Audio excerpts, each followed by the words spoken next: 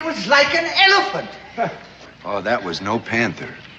Now, that was just the biggest lie in all the Alleghenies. Don't you call me no liar, mister. Old man, you've been a gunsmith. You've been a shopkeeper back in Pennsylvania all your born days. You never hunted nothing but customers.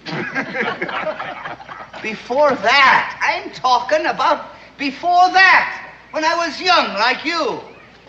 I was a surefire hunter. And I tell you that I trailed that panther right over the Alleghenies. I remember that I started on a Tuesday, and I trailed him right through a Thursday. You old men sure are something. Or you'll make up anything to prove you still got vinegar in your veins.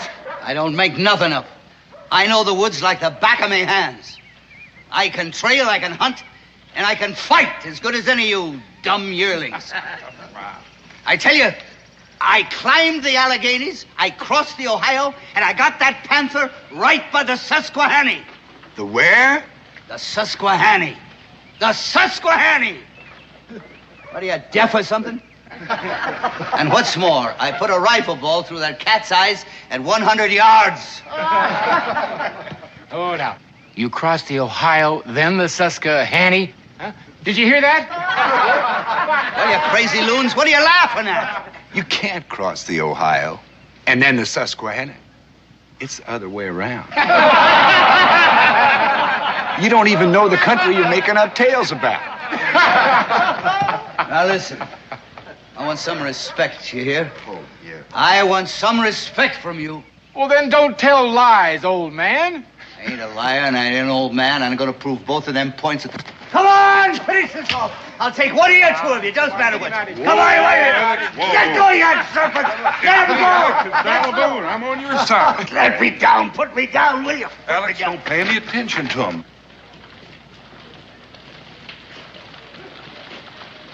Them rivers. Them blasted rivers. I got them mixed up, that's all. Anybody can make a mistake, Alex. Maybe. But you know, when I make a mistake, it's a beaut. Going west, and I set the Ohio before the Susquehanna. It's mud. My brains is turned to mud, you know.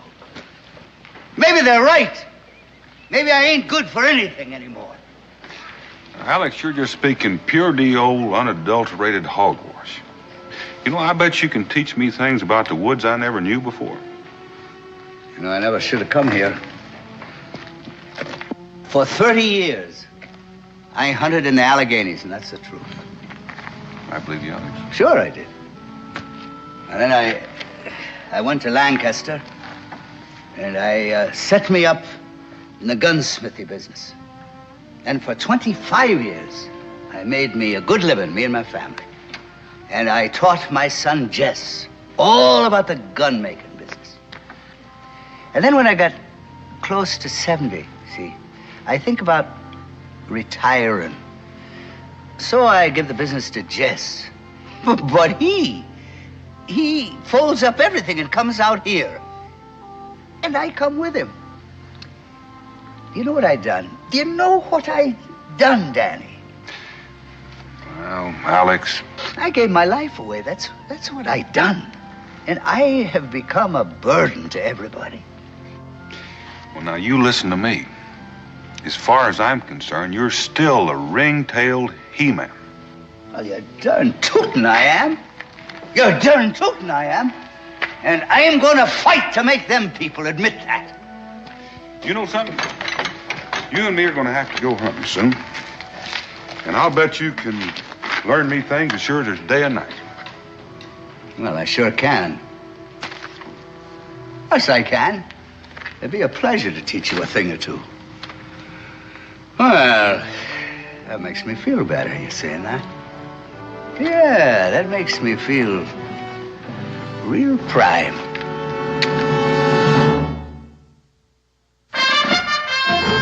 Daniel Boone was a man, yes, a big man, with an eye like an eagle and as tall as a mountain was he.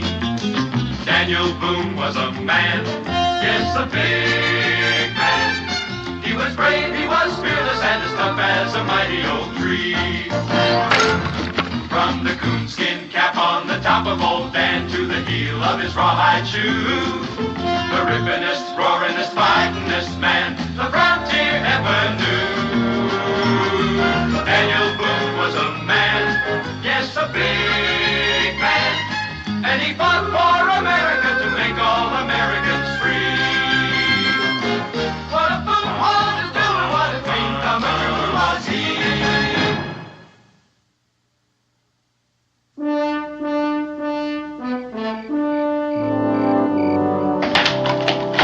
Get up there, young man, all day long. You're in a hurry when it comes time to go to bed.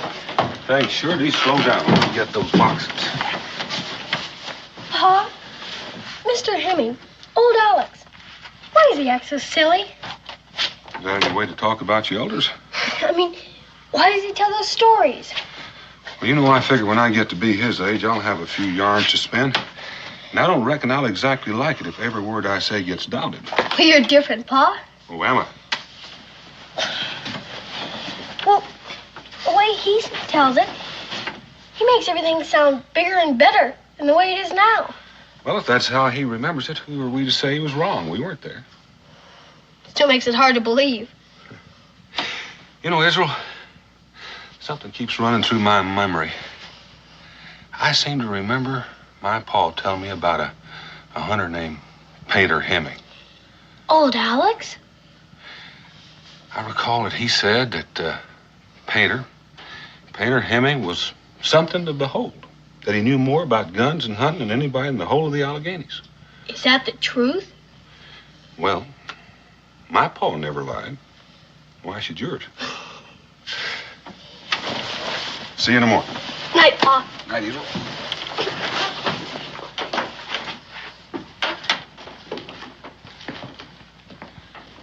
You know, Becky, it's a terrible thing. It sure is. You know, man leads a full life. He's a great hunter, runs a business, raises a family, supports his kids, puts in a full working day every day of his life.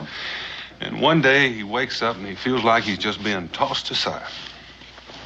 Out here in the wilderness, it's even harder. At least when a man retires in the city, he can visit friends, see old places. Out here, he's a stranger. Well, he's still a strong old man. He deserves a life of his own. And I think I'll visit the Hemmings while you're out checking the beaver traps. You know something? I think that's a real good idea. Ow! I'm sorry, Dan. I hope the Indians don't attack while I'm all wrapped up in this. What are you trying to do, Pa? Hurt yourself? Get out of here. I got work to do. Give me that axe. What do you want to do? Get a stroke work like this in the hot sun? You're too old for this kind of thing. You let go. I can still do a day's work, and I want that. He's right, Pa. Be sensible. Be sensible. Be sensible, she says. Now, do you want me here, or do you want me in my grave? Because that's where I'll be, unless you let me live like a man. Of course we want you with us, Pa. That's just it. We don't want you to get sick or hurt yourself. We want you with us. So why don't you let us take care of you, Pa? Well, then let me do the things that make me feel I'm alive. Mrs. Boone. Mrs. Hemming. Mr. Hemming? Daniel sent you, didn't he? About hunting, about him and me going hunting together, right? No, I just came visiting. Well, it's not about hunting? Oh, he doesn't have time to go hunting now. Fact is, he and Kelly and Ben are going out to check the beaver traps. They're over at the tavern now getting ready to go. What, now? Yes. Well, they're not going to go without me, I tell you. Any salt and cornmeal. How about a spot of rum? Nights get mighty cold up there. Cincinnati's, you always think of the most important things. Daniel. I'm going with you. You promised. I'm going with you. Are you out of your mind? That's all we need. None of your sass, mister. All right, when do we start, Daniel? What do I take with me? Oh, Alex, listen. Huh? Listen. Yes? This is different from hunting. You know that. This will be too hard on you. We may be out there as long as a week. Is that all? I got plenty of ginger in me. Ah, this is a man's work, and I'm going to do it, huh? Come on, Alex, you creak. You couldn't even keep up with us. I'll pass you, mister, and make you run to keep up close. 70 years old, and he wants to check beaver traps. That's right, in case you've forgotten it. 70's a fine right age. And I'm still growing. Oh, Alex. Yes. Listen. Yes, I'm listening. Not this time. It's too much for you. You? What, are you breaking your promise, Daniel? Oh, now, Alex, please. No. It's all right. No, I'll just sit in the sun and I'll grow rusty like an old piece of iron. And bit by bit, I'll die. I give it up, you know. Trying to live a life of my own. I give it up. I'll just start walking to my grave. Alex, go get your rifle. You're coming along with us. He was only fooling me. He was only fooling me. No more, Daniel. I knew he was only fooling. He was only kidding, you know, all the time. I'll be right with you now. Now, don't go. I'll be right back. My pa's a mighty good man, Mrs. Boone. All his life he's done for me. Now I want to take care of him. You know, make his days sunny and easy. Hey, I'm going here. By Jupiter, I'm going. Yes, sir, he's going to take me with him. Oh, you'll have fresh meat, Beulah. You'll have bear, you'll have buck, and it's as big as a horse. You can't make a trip like that. It's too much for you. You're talking. I've been making trips like this before you were born. What's more, you just be a burden to them, Pa. You just get in their way. They don't need you. And you don't need me for anything here either. You're not going to go, Pa. I'm not going to let you. What? Get away! Get out of my way! Alex!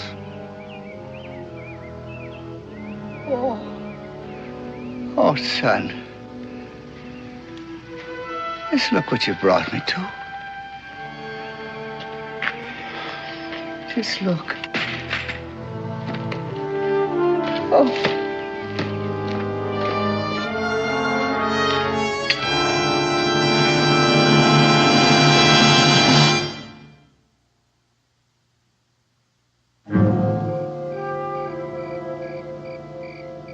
Down in the willow garden, where me and my love did meet, there we sat a-courtin', my love dropped off to sleep. That's real sweet singing. I hope them beavers like it. And the Shawnees.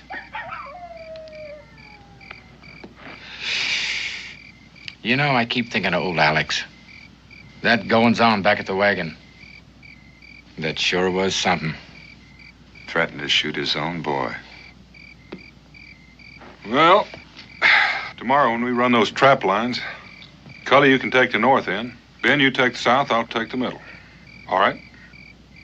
Yeah, suits me. Yeah, me too. Rendezvous back here about sundown. Well, then, if we can stop thinking about an old man and get some sleep and think of Beaver.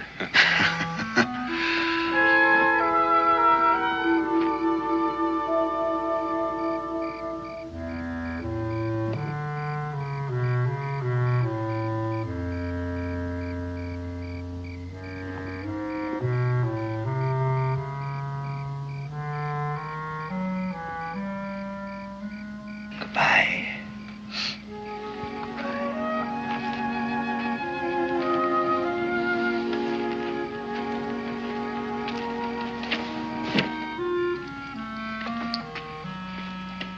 Come on, fellas. Gonna find ourselves a life we can live.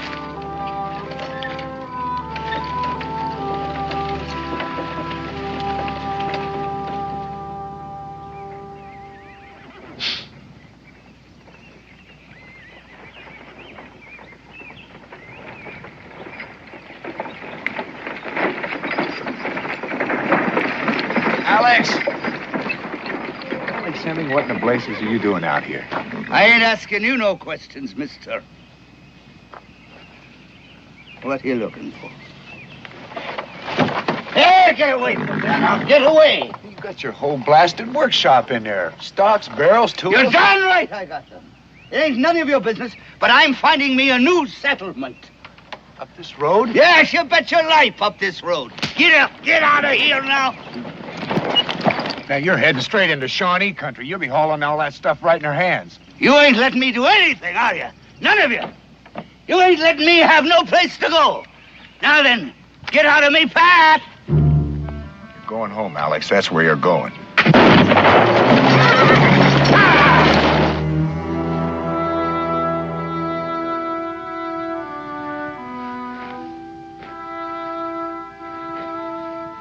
Cully should have been back by now. Well, maybe his traps are full. Yeah. Take more time. Yeah, maybe. Daniel. Ben! Daniel. He shot at me. Oh, Alex, he shot me out there. He done it. He just shot me. You're mighty lucky. He just creased you. He's running away. Got that wagon load of rifle parts, and he's heading straight into Shawnee country. He's what? He said he's looking for a new life, and bang, he shot me. I've been out there for hours. You think you'll be up to traveling? Look, I'll be all right. Just give me a little bit. I reckon this is the end of running trap lines. We're gonna go after old Alex and that wagon before the Shawnee collect them both. We'll have to split up. What for? Well, there's no telling where he's left the trail. We'll scatter till one of us pick it up. And when one of us does? Well, we'll try to convince him his best place is at home. Listen, you ever try arguing with a lightning storm? Nope, but this time we're gonna try. Ben, why don't you hide our gear in that old stump over there? I'll take care of his wound. Right. Let go them horses, you lame driver! What you doing? Let me alone, will you? You stop that now, you stop it, will you? Cowards! You heathens, you're gonna regret this the rest of your lives, I'm telling you. Get away from that wagon! These are yours, old man? Sure they're mine, you bear-greased fool. They're my stock, they're my business. You can put these together? Of course I can. I've been doing it for more than 20 years. Now all of that is mine, and nobody gets a scrap of it. You'll have to fight me first.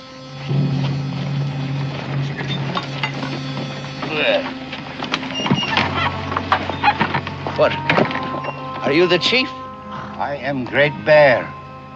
How old are you? Almost 8 times 10 winters have passed for Great Bear. That's nearly 80. You are much younger. Well, I ain't as ancient. Well, now, the truth is good for the soul. I tell you, there ain't that much distance between us, Chief. So because we are both ancient, we will sit and talk, eh? All right.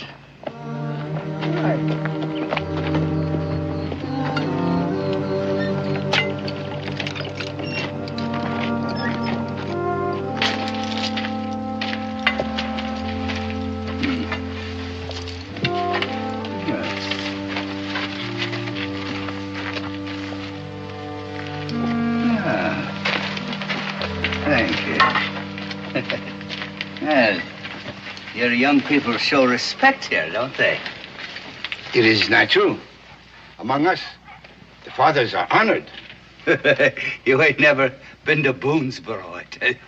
You have come from Fort Boonesboro? Come. I left. And why? An old man ain't honored there at all. He is like a dog left to go wandering on the edge of the camp, eh? That's right, exactly. A dog. I couldn't have said it better myself. He is like a bone thrown away, like a horse nobody wants.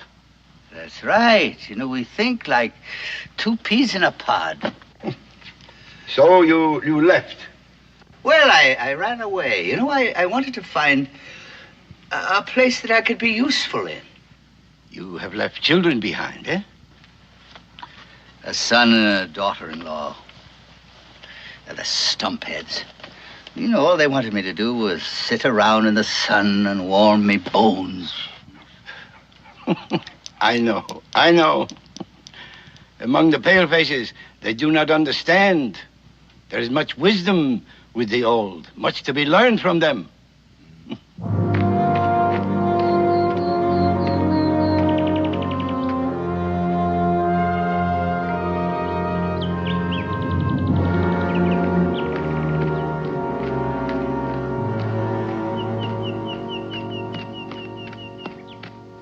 You have fought in the wars?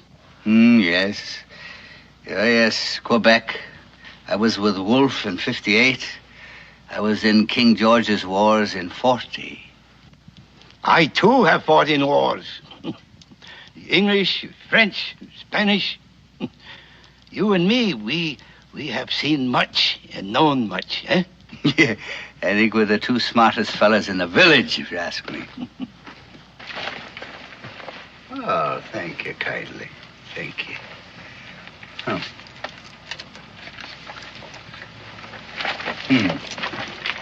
Old man, among us, white hair is highly honored.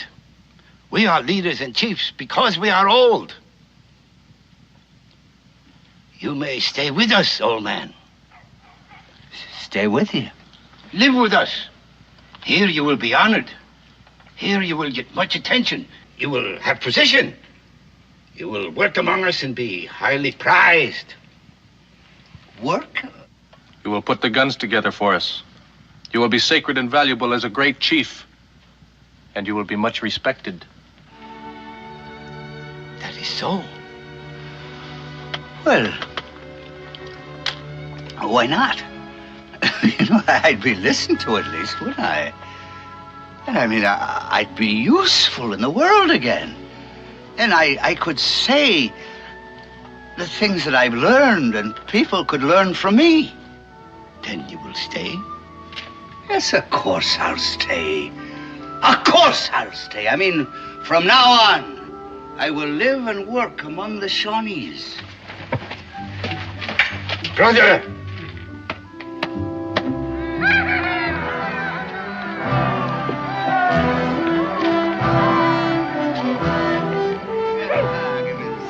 I will put these guns together. I will work for you and with you.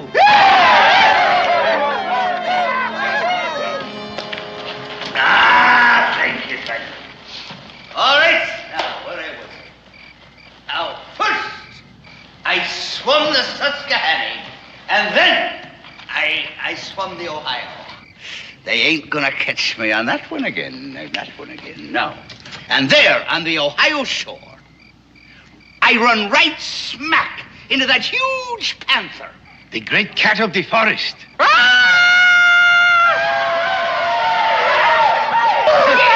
it! Now, that's exactly like he sounded. All right, he turned. He saw me.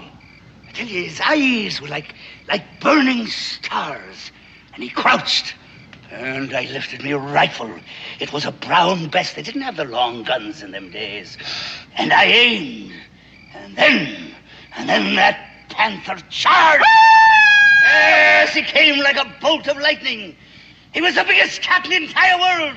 And I waited until he was about 6 feet in front of me. And then bang! I pulled the trigger. And then I leapt lightly aside. And that cat fell like a stone at me side. I tell you, I had got me the greatest and the biggest cat in the entire Alleghenies.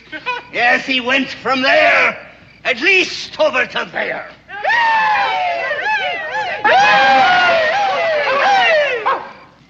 The Earth Spirit has sent us a great hunter, the feather. And now, to our brother, we give the hunter's feather. We honor the skill and courage of a great hunter. Our new brother is now a warrior. Well, thank you kindly. You will teach us, huh? How to hunt the panther your way. Of course I will.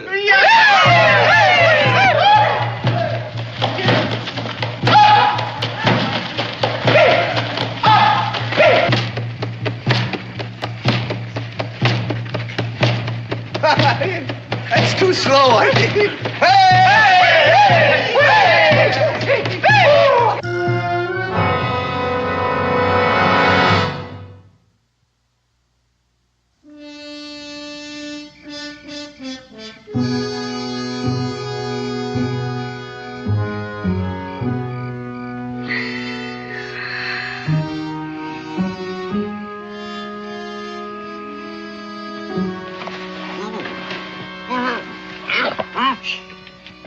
Daniel Boone. Keep it quiet.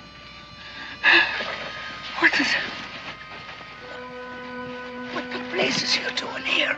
Following you. Following me? Why? What for? Well, for one thing, you almost killed Cully. Oh, that is nonsense. Oh, if I'd have wanted to kill him, I'd have killed him. In the first place, no bullet could hurt that stump head. And in the second place, I aim very careful so as just to crease his head a little. Yeah. And here you sit feasting and celebrating with the Shawnee. Oh, what's wrong with feasting and celebrating? Nothing. Except you keep promising to fix those guns. What have you been spying on me? Listen, I don't take to people sticking their nose into my business. Well, it's not entirely your own business. I don't see why not. I haven't got time to argue. I've got to get you out of here. Get me out of here? Get you home. Oh, what are you talking about? This is my home. This is where I am living from now on. Here, they treat me as though I was still alive. Here, they know my worth. Here, they still respect old age. So this is my home. You really mean what you're saying? You're not just stalling them or tricking them? Of course I'm not tricking them. I never meant anything so hard in my life. See, these are my people. And like the Bible says, where they go, I will go also. They honor me. Is that why they've got a Shawnee standing guard outside your tent? He ain't guarding me. No, he's more like my servant. Now, it's right. If I want anything, he's up and away like a jackrabbit to do my bidding. Now, that is respect, my boy. Do you really mean to go through with this rigmarole? You're going to make those guns. Well, why do you think that I left Boonesboro? I wanted to find a life that I could be useful in. All right. Now, if the Indians make my life useful, then I am living with the Indians. And fair is fair. If they give me life, I give them guns. Do you know what they're going to do with those guns? Yes, they're going hunting. For people. They're going to use them to attack Boonesboro. That is a lie. Oh, sure. They honor you. They'll make you some kind of wizard because you can give them power. But those guns are a threat to Boonesboro. They're a threat to your son, your daughter-in-law. Old man.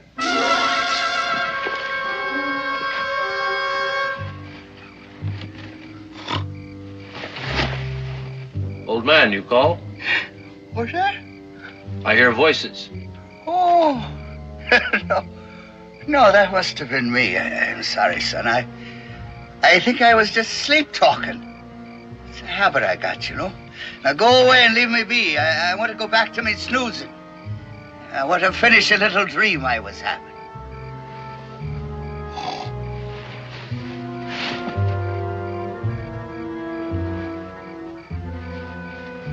Now listen, I can prove it.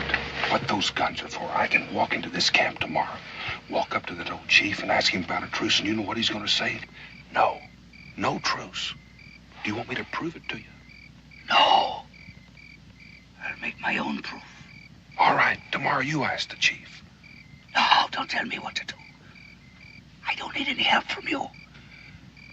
I'll prove it in my own way. All right. Tomorrow night I'll come back here. If you need me during the day, I'll be back at the hill behind the camp. I ain't climbing no hill to fetch you. I tell you what. There's a little creek just south of the camp. You hide in the underbrush just next to that. All right. Down by the creek in the underbrush. Alex, I'm sorry. I know how you feel. No, you don't. You don't know nothing. Here I finally found a proper place for myself. And you come creeping in here, putting a worm in the apple. Get out of here. Get out! Leave me alone. All right, tomorrow then. I'll meet you down at the creek in the underbrush. Leave me be. Leave me be. Never can let well enough alone.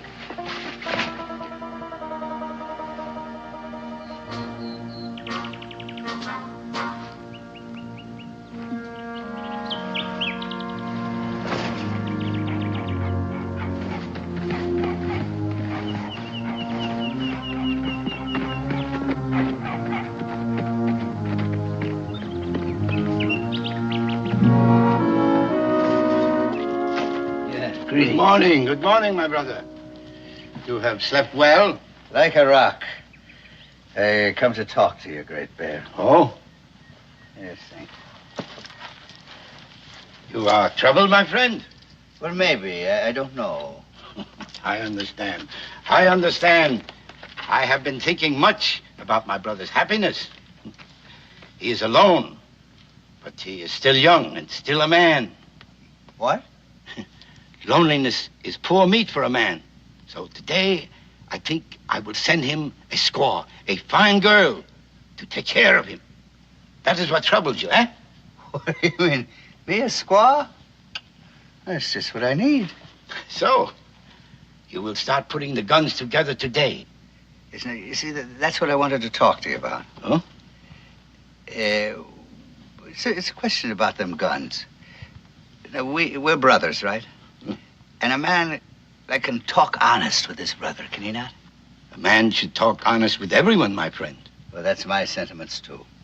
I am glad. Yes. Now, what is it about the guns?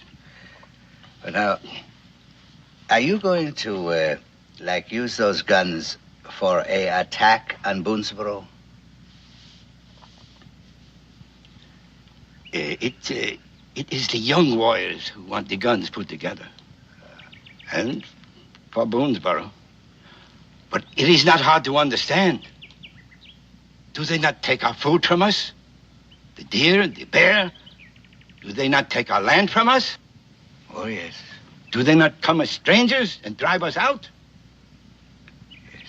Then they are the enemies of your Shawnee brothers, are they not? Yes. And they are your enemies, too. They laugh at you. They make you feel as if you are nothing. They have driven you toward your grave. Is that not true? Oh, yes. Yes, that is. So, if we use the guns against them, what difference should that make to you? None. Not at all. None at all. Good. Then we are still brothers. And today I shall send you a fine squaw. Thank you kindly. Great Bear, thank you kindly.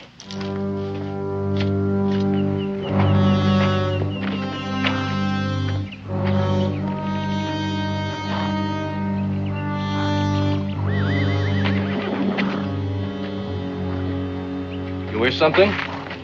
What? Does the honored one wish something? I wish to be alone. I'm thinking. Can't a man think in peace? You have decided? What? You have been thinking. You have decided. Now, what can Two Feathers do? Nothing, blasted, nothing. I've decided to take a bath.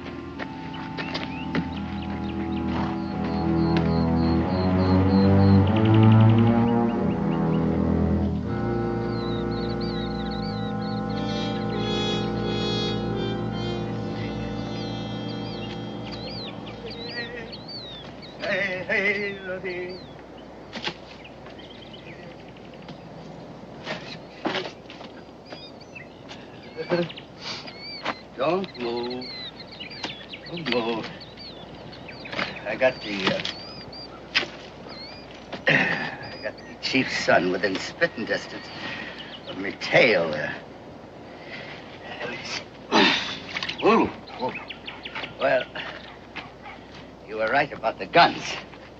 They want me to start putting them together right now. Gotta get you out of here. Me and my wagon, huh? Well, we don't need your wagon. Without you, they can't do anything with those guns. You mean leave me wagon? Listen, Alex, it'll take a miracle to get you out, let alone that wagon. Well, then we'll have to make the miracle. That wagon is my business, my stock in trade. You know? I can't. I ain't gonna leave it. All right. It's not gonna be easy. Meanwhile, you better start working on those guns so they won't get suspicious. Well, maybe.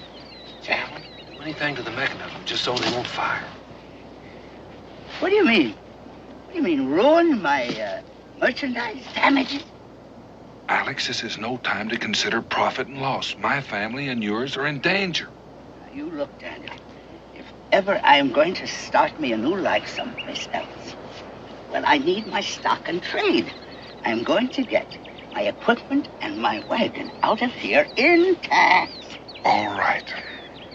I'll come to your teepee tonight and see what we can work out. Well, I would advise that. You see, the chief is presenting me with a squaw tonight. What?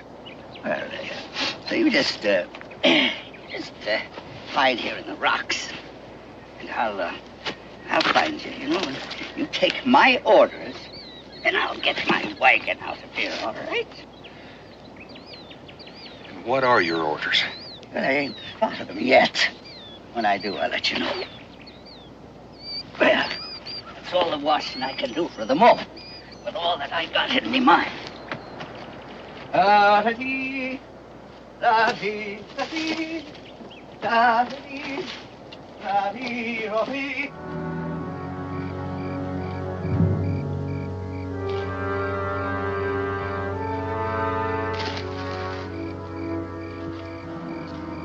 Daniel.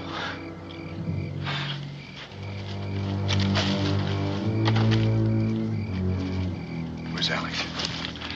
Commander-in-Chief. Right up there in his teepee. Commander-in what? I'm just down here waiting for his orders. You got him prisoner, huh? You got him up there? Oh, we had to go up there tonight, now that teepee, and rescue the old buzzard. Not tonight. Why not? Alex's orders. He's entertaining. Enter His squaw.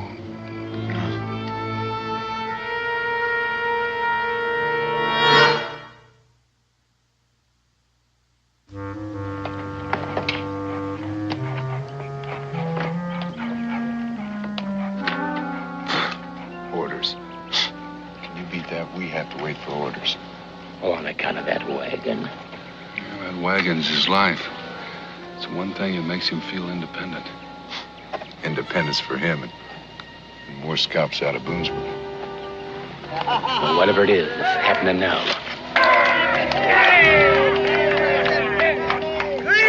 Greetings on this fine, grand morning. The birds are singing and I'm singing too. Right?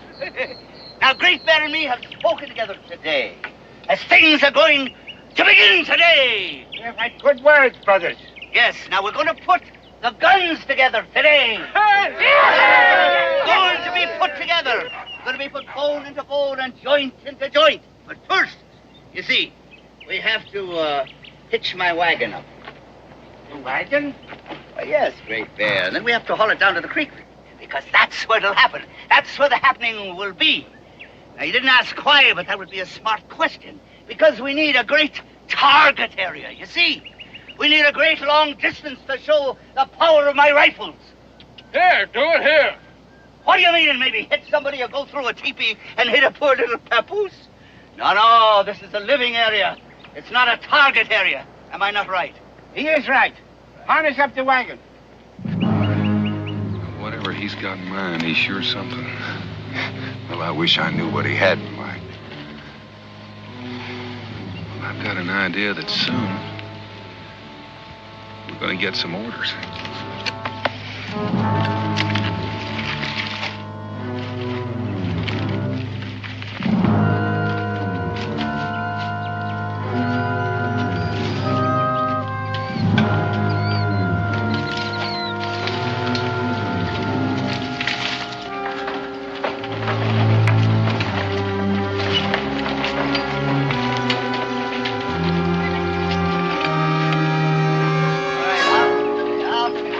Come on now. Give me room. I will show you how to put a rifle together. So you watch carefully. Watch the hands of an old-timer. There's magic still in these old hands. Now, first we have the rifle stock. This is genuine walnut. Now, it ain't polished yet, but she will shine like the sunlight and water when she is polished. Right now, I will show you the rifle barrel. Will you look at it? It's good steel. That's right. Now, I hammered and I tempered and I fashioned this myself in Lancaster. This is a Pennsylvania rifle. You'll notice the long barrel and the short stock. Now, that is the finest weapon in the wilderness. All right. Now, the flintlock. Yes, sir. People used to call me an artist, they did. Would you hold that? They used to call me a master craftsman. And indeed, you know, I do have a great love of mechanical things. You're right, Daniel. He sure is something. You mean he's more than just an old man? Yeah. That it is finished. A real jewel. Do you like it? Now, give me the powder and the ball. But first, hold that. Hold that now for 1 minute. All right. Here. Listen there.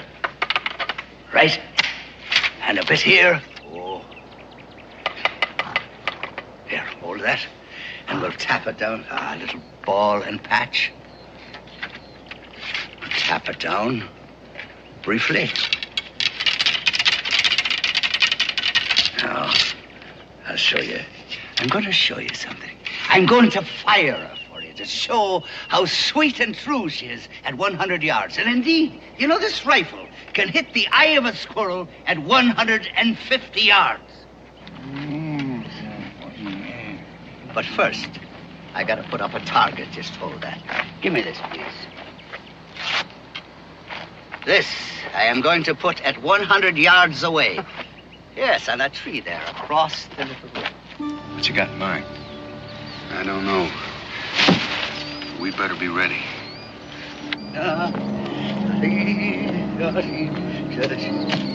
Oh, you got company.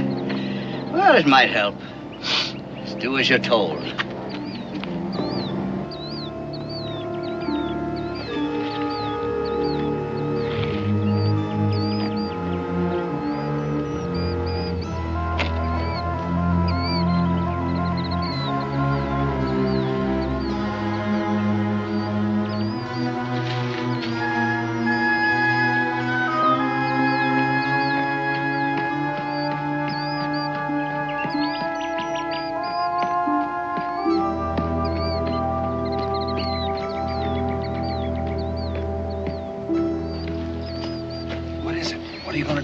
I got a little surprise for them. I've been up all night making guns. What guns? I don't see any guns. Listen, all we can do is what he says. Follow orders. Of which there hasn't been one. Now, brothers, watch. Straight and true. Yes, sir, an old man is going to show you how he can still be steady and clear-eyed, even at 70. Watch. Oh, he can shoot. Seems like it's not the only thing he can do. A rifle like this, my brothers, is easy. It's quick to reload. And she still fires as good, and she stays accurate. Yes, sir. There ain't nothing like the Pennsylvania long gun. It is the finest weapon in the world, you know that. And it's as slick as grease. And it fires just as good at 100 yards, as easy as it can hit one at 6 inches. All right, go ahead, fire, you knuckleheads. Over their heads.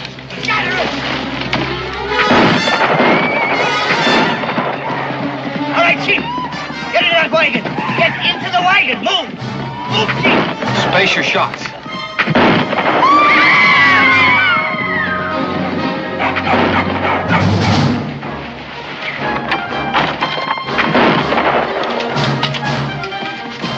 Crazy if he thinks we can pull him off here. Keep back, my brothers. Keep back, I warn you. Look at that. Look, did you ever see anything like that? All right.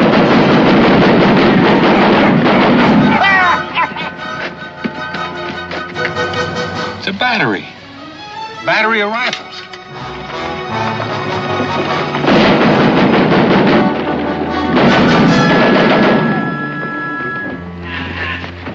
What are you doing, Pa? What is all this? What do you mean, what's all this? I caught him. Great Bear. That's chief of the Shawnees. Me, your pa, the old man, Alex Q. Hemming. And I saved me goods. What goods? Where? How? With this. And with these. Well, you great hero hunters. Did you ever bring back a catch like this, did you? And you still think I'm a windbag, do you? Well, answer me, will you? Answer me, you sawed-off stumps. Answer me! Who the devil cares about answering you? I got a score to settle with that Shawnee. That's a fact. He murdered my cousin. They burned my cabin. And raided I my say home. let's listen. Get back! Stand back! The first man that puts a hand on him will get a lead ball. You ain't learned a thing, have you? No respect for an old man. Alex! Oh, good man. You sure obeyed orders. Orders? I'll give you some orders. Now, Alex, you sure messed things up. We got to get him back to his people and right away. I don't know what you're talking about. Why? Because if we don't get him back, they're going to attack us and we're going to be at war with their chief. You don't know what you're talking about. There ain't going to be a war.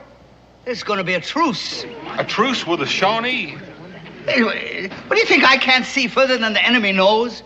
What do you think we was doing all the time we was riding here? We was talking. Yes, that's it. And me and Great Bear, we agreed. Agreed to what? The truce, man. A truce. We both been living a long time, and we learned a lot. And we learned that there's no sense in a war. So we made a pact. And we're going to have peace. What my brother says is true. There will be no war. And this one, he's a very brave and wise old man. My God, Alex, you son of a gun, Alex. All right. Thank you. Yes, and I could use a little nip, you know. My Blue Thunder, huh?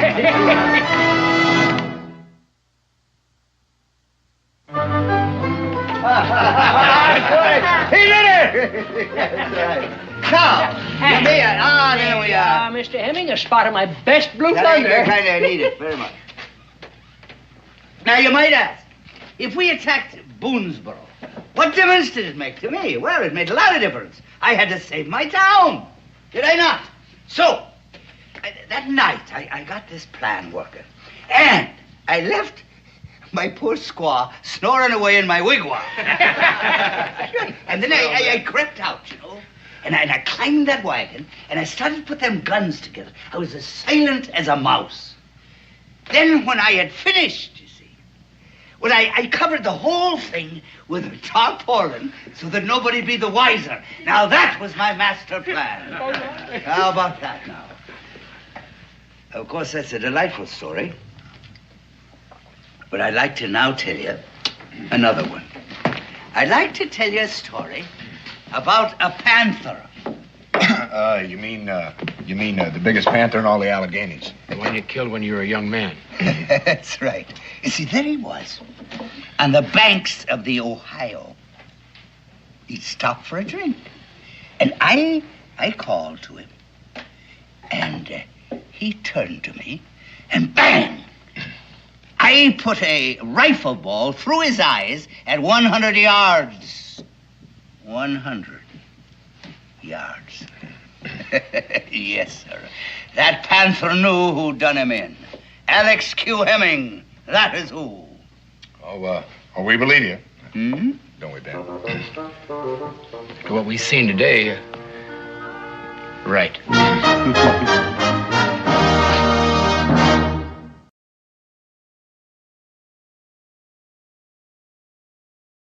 Tall and slim, she sure is a dandy. Ho-de-um, diddy-um day. Them lips are sweet as sugar candy. Ho-de-um, diddy-um day.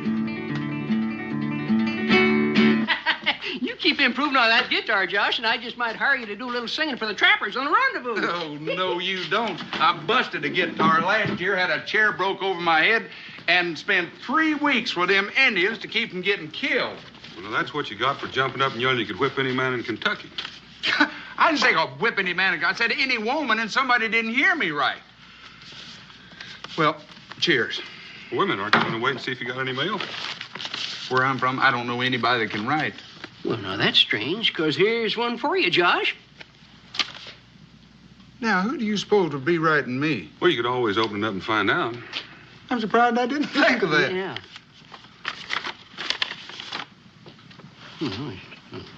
What do you know about that? What do you know about what? How do you expect us to know anything when we haven't had a chance to read it yet? Daniel, look at that. Mr. Josh Clements, dear sir. As executor for the estate of the late Langston Clements, it's my pleasure to inform you that you have been named as the sole beneficiary in his will. I would appreciate if you would call at my office at your earliest convenience in order that the transfer of certain properties to your name may be accomplished. Sincerely yours, Marcus Whitmore. Is this the rich uncle you've been talking about? Yeah, but I don't understand that. Why he mentioned me in his will, I don't know. Nicest thing he ever said to me was ne'er-do-well or... Just how rich did you say your Uncle Langston was? I don't know. For sure. The last time I visited him, I'll tell you this, he owned a goodly portion of Virginia. Well, now, seeing as how you come in all this money, don't you think maybe you could pay me that $50 you owe me? Cincinnati's $50 is about all I got in the world right now. I got to go to Salem, check out that will. I got to live somewhere while I'm there. Now, would you want a wealthy man like me sleeping in a livery stable? Putting on airs. He ain't even been rich 5 minutes yet. You know, Daniel, by the time he gets back from Salem, he won't even be speaking to us common folk. Now, you know me better than that. I'm not the kind of fellow that forgets my friends. Yeah, well, I ain't the kind of a man that forgets $50. Well, that's for sure.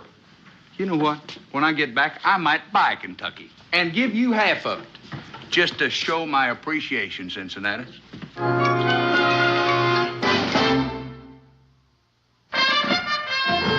Daniel Boone was a man, yes, a big man, with an eye like an eagle and as tall as a mountain was he.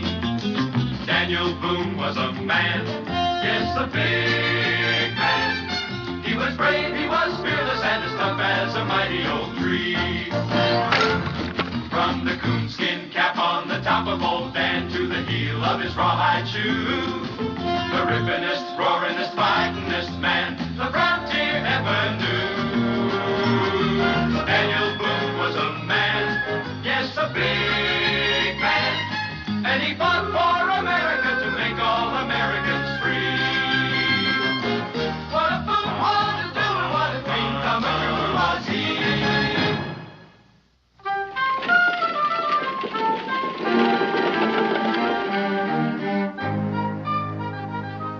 I suppose you know, Mr. Clements, that in the legal profession, the retainer is customarily provided in advance. I didn't know. As a matter of fact, I don't even know what you're talking about. My fee, Mr. Clements, in this case, a trifling matter of, shall we say, $50. Oh, that's fine. Just go ahead and take it out of whatever I got coming there. Now, look here, Mr. Clements, I have spent a great deal of time settling this estate. I intend to be paid for it, or your case will be thrown into probate. I will take the $50 now. Well, that pay in advance, that's kind of like buying a pig in a poke, ain't it? You've heard my conditions, Mr. Clements. Well,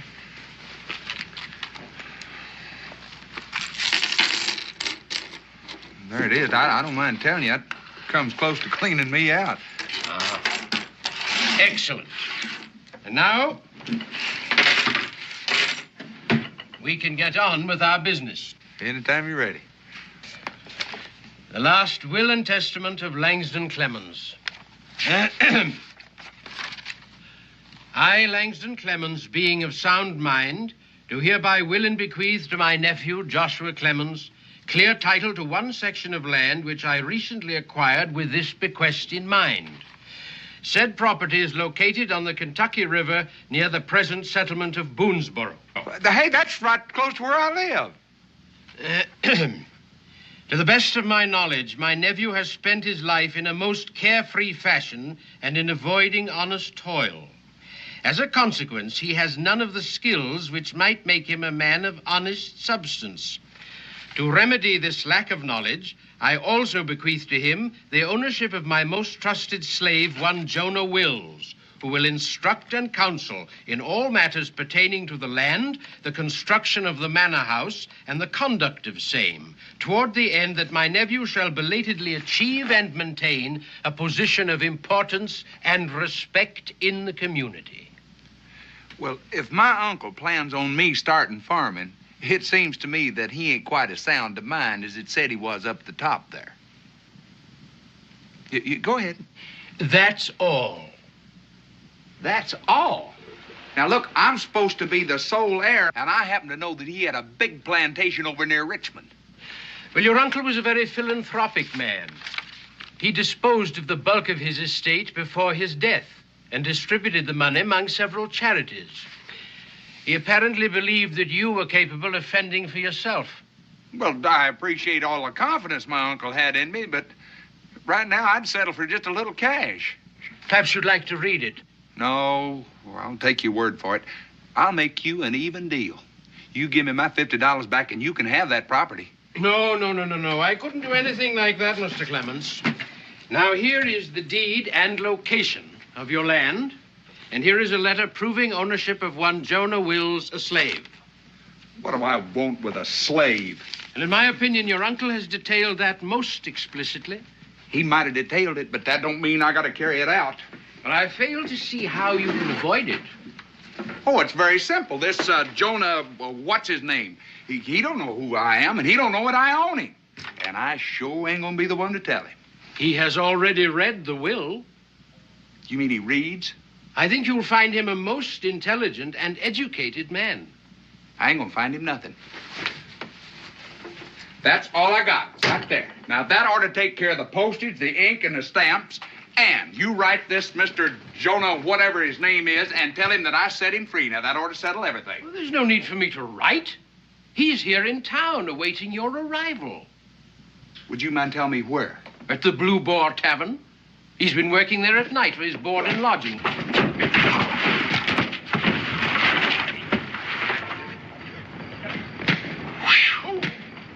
Is anybody in there alive?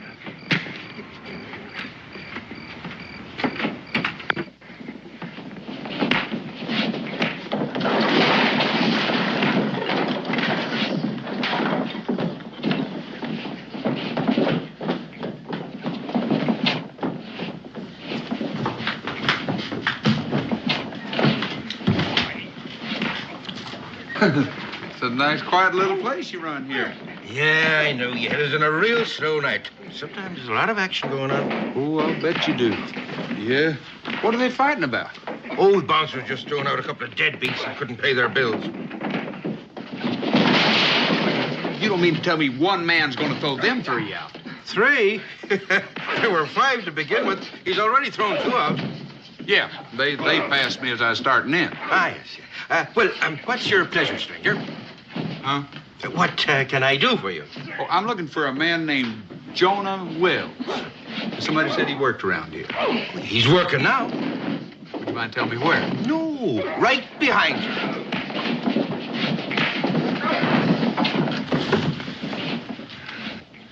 You mean that's him? That's him. The way I understand it is, the man that used to own him liked to match him in bare-knuckle fighting. Once brought him all the way to England to fight for prize. What is it you want to see him about? Well, I just wanted to talk to him for a little bit. Oh, you want me to call him on over? No. There's no trouble. Don't believe him interrupting a man when he's working. Just pour me a mug of rum and I'll wait till he's through. I've hired a lot of bouncers in my day, but I want to tell you that this black here is the roughest, toughest, best man to keep law and order in a place that I've ever seen, and he works cheap, too. Well, now, if he's that valuable, you might be interested in buying him, huh? Buying him? That's what I said. Well, should I buy him? I already have him. But that don't mean you own him. Now, listen. You know, the man that owned him upped and died. You've heard of the phrase that possession is 9/10 of the law, huh? Yeah, but that's where you figured wrong. You see, it so happens I own him. Now, look, and mister. I don't have any particular use for him. Now, I figure I can offer you a real good price on him. Say, $50. $50, huh? Tell me something. How come if you own him, you didn't recognize each other? Because I haven't owned him that long, and I never had the chance to meet him before. Oh, you expect me to believe that, huh? I don't really care whether you believe it or not. I figured I'd just offer you a bargain. Oh, no. You figured on cheating me out of $50. That's what you figured. Now, you pay up for this drink and get out of here. I can't stand liars. And I don't like being called one either. Now, I got a paper right here. I'm not interested in papers. Now, come on. I want to get paid for this rum. If that's all you're worried about. It so happens that...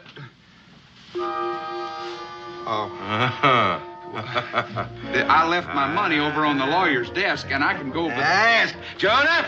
Yes, sir. Now listen, sir. Do you want me for something, Mr. Whitney? Yes, Jonah. We got another deadbeat here. Throw him out. Now, you wait a minute, because Throw him out. Listen, I got no paper in my pocket. If you just let me... Well, at least you might give a fella a chance to do a little explaining. All right, now I've done it. Now I'm mad.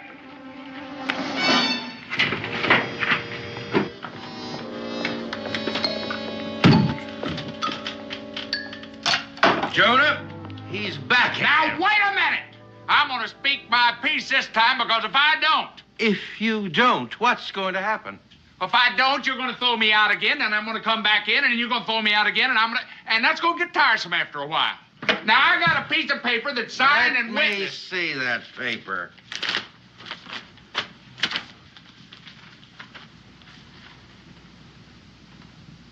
Yeah, it looks like the real thing, Mr. Clements. You believe it's a real thing. Oh, you're Mr. Josh. I recognize the resemblance now. Well, it'd have been a whole lot better for me if you'd have noticed that a little earlier. I've been waiting for you for a whole month. Well, it took a month to get this letter, and right now I wish I'd never gotten it. I'll get my belongings. But wait a minute, that might not be necessary. Now, if you give me that mug of rum. What mug of rum? The one I got throwed out for. I didn't get the chance to finish it. Oh, listen here, Sonny. You ain't paid for it yet. Well, the way I got it figured, if I went to all the trouble to get thrown out because I didn't have the money to pay for it, I got a right to drink it. Well, I figured that you still owe me for the mug of rum, huh? All right. Well, you're just going to have to throw me out of here again. And don't look to Jonah, because he don't work here no more. This time, it's going to be my Now, pleasure. wait. Ho. Listen, I told you that Jonah was up for sale. Now, I'm a fair man, and I'm willing to take the price of the drink off of the purchase price. Oh, that's very big of you. $50, did you say? That's what I said. It's a deal. It's a pleasure doing business with you. I hate to spoil your pleasure, Mr. Josh, but did you read that paper saying I belong to you? Of course I read it. Then read it again. Mr. Langston figured you'd try to resell me on the market, so he put a clause in there saying that you can't resell me.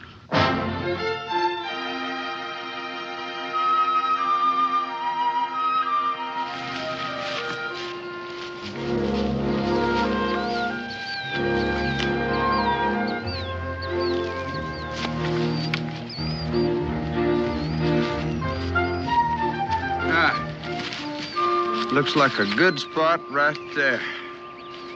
Now, you get some wood for a fire, and I'll go out and see if I can get us a little game. I don't think I ought to do that, Mr. Josh. How many times I got to tell you? Don't call me mister. Just call me Josh. I can't do that either. Why not? Because that's just not done. If I were to call you by your first name, it wouldn't show the proper amount of respect. I didn't ask you to respect me, just asked you to build a fire. And like I said, I don't think I ought to. I'm waiting. Waiting for what? I'm waiting for you to tell me why you can't build a fire. It's one of those things you'll simply have to understand. Here, I am your body servant. As your body servant, I have certain duties to perform. Building fires is not one of them. Well, as of now, it's a duty you just took over. You certainly have a lot to learn. You build the fire, and I'll get the meat. After supper, I'll start teaching you. Teaching me what? How to act when you own a slave. Excuse me.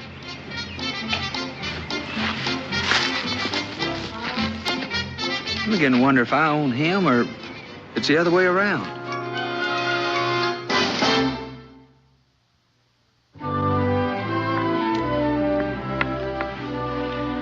Now, the first thing you'll have to learn that there are different kinds of slaves. There's the field hands and the household help and the coachmen and the groomers and the stable boys. Then there's the body servants and the supervisors. Now, as a slave owner, you can't make one slave do another kind's work. Well, which one of these classes did you fall into? Most of my work was a supervisor. I made sure the slaves did their work. I bet you're real good at that, too.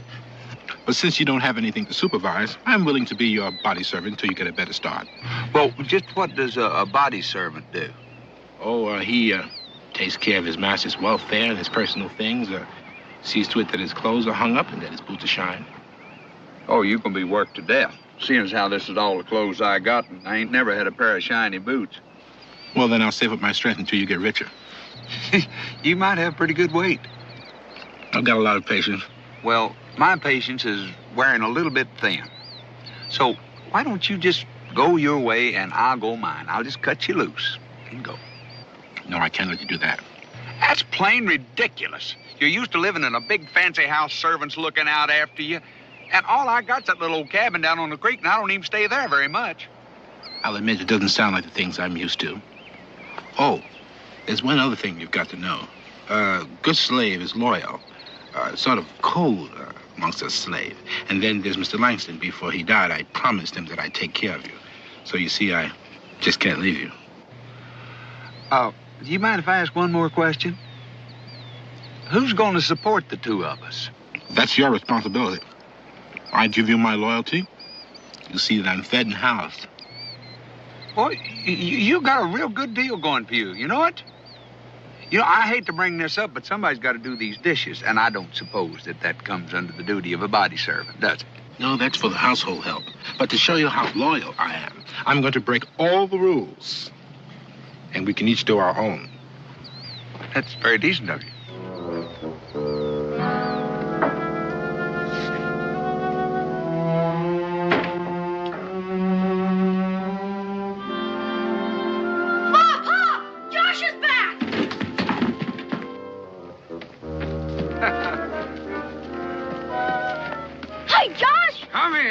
How you doing, big man? Good to see you. Have you been doing any fishing since I've been away? Nope. Been waiting till you got back. Not much fun going fishing all alone. I wouldn't think so. Who's he? Oh, that's Jonah. You mean the one that got swallowed by the whale? No. I do believe that was a different branch of the family. Hey, Daniel! Hi, Jonah. I'm Israel Boone. It's my pleasure, Master Boone. I'm no one's master. I'm just plain Israel. You a friend of Josh's? Not exactly. You see, I belong to him. Belong to him? That's right. You mean you're his slave? That's right. Is that why you're walking behind him? That's where a slave is supposed to walk. That's sort of a silly rule. Did Josh tell you to do that? Not exactly. You see, I told him. Your friend Josh is not used to being owner of a slave, but he's learning. Shucks, around here, folks won't know the difference. Hey, since you're going to be living here a spell, come on down and meet my mom and pa. We'll get to be good friends. We thought we might see you driving up in a coach and four. It's nice to see being wealthy hasn't changed you. Well, you know how it is with us millionaires. We've got to remember when we were poor. It shouldn't be too hard. It's only been about a week. Ma, this here is Jonah, Josh's slave. Israel, that's no way to introduce a person. Hello, Jonah. It's my pleasure, ma'am. Welcome to Boonesboro, Jonah. You're very kind, sir. Dan, Josh and his friend must be tired and hungry. I think the least we can do is offer them a meal. Becky, I thank you, but I'm not too hungry, and I got to get on over to the fort. How about you, Jonah? Ma'am, I'd appreciate a good meal. Mr. Josh's cooking is not very good. Then come along. Did I hear him say that you've been doing all the cooking? Yeah, but he does his own dishes. Well, maybe I'm wrong, but I've always understood that one of the arguments for owning slaves in the first place was that they take care of you. Did you ever own one? No, I don't believe that. Well, it's not as simple as you think. He's a very high-type slave, and household chores ain't one of his duties. Well, what does he do? Hangs up my clothes and shines my boots. But I got to get on over to the store. I got to pick up some supplies. That's another thing about slaves. You got to house them and feed them. I guess that's it. That's nice. Get that together, put it on my bill, and I'll send my boy over for it a little bit later. Your boy?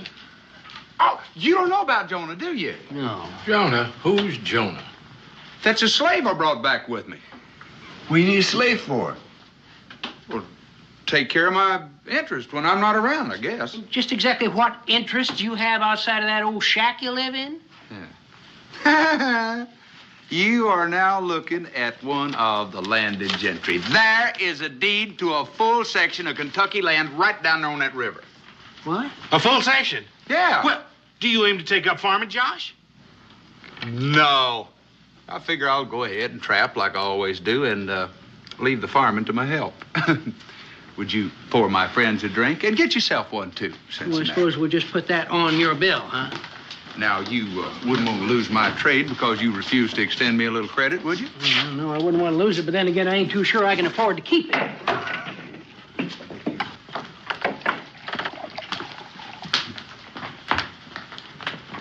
Well, now, what can I do for you? You can set us up a jug of your finest rum. Oh, you want to drink it here or take it with you? We'll sample it now. All right, sir. You, stranger in these parts? Just passing through. Me and my partner spent the winter trapping on the Yazoo down in Tennessee. We heard there was a rendezvous up here this spring. Me and Bear are looking forward to it. 6 months in those hills makes a man crave some action. Bear? Bear Barnett, my partner. Maybe heard of him. I can't say that I have. Well, that's kind of surprising with his reputation. Reputation for what? For fighting. Ain't a man in this territory can stand up to him. Seems to me like a statement like that might be open to question. Well, now. I always like to meet a sporting man. That's $1,000. Gold. Says Bear can whip any man in Kentucky. Just in case you want to make a little wager. Well, now, the way you've been talking about him and seeing the size of him, it don't seem like it ought to be an even bet. Well, I'll show you I'm a gambling man. Give odds. Say 3 to 1. You say 5 to 1, you got yourself a bet. For how much? All of it.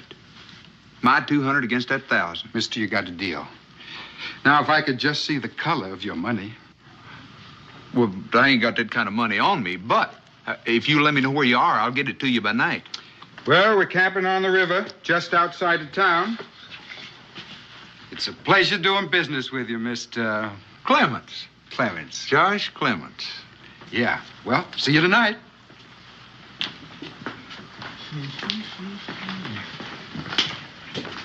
Oh, when's this fight going to take place? How about the first day of the rendezvous? Now, that way everybody can get in on the fun. Like I said, it's a pleasure.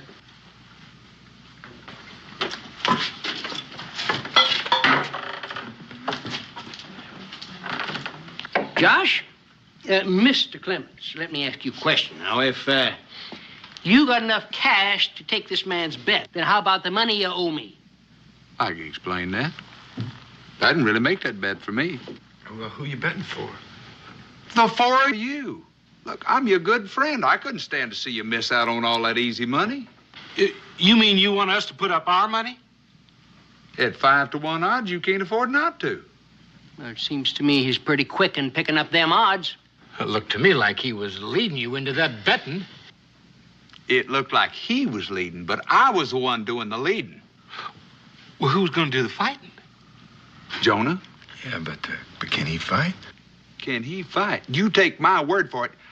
That's the roughest man. He cleaned out a bar one night quicker than you could by hollering fire. Now, that don't prove nothing. Besides that, my uncle used to match him, took him all the way to England to fight for a prize. Look, it's only $50 apiece. Well, I reckon I can afford that. I still got some trapping money left. Let me ask you, just how do you cut in on this, Josh? I was coming to that. $50 apiece. 40 for you, 10 for me. Oh, now, wait a minute. Wait a minute. Come on. Now, that's my deal. Now, you can take it or leave it. Look, I'm entitled to something. After all, I own the fighter. Well, now, sounds fair enough to me. You know, as long as you guarantee that he'll win. I'll show you how much faith I got in him. Look, that's the deed to the property. I'll sign it over to you. If Jonah loses, then at least you got a piece of land. Fair enough. Yep.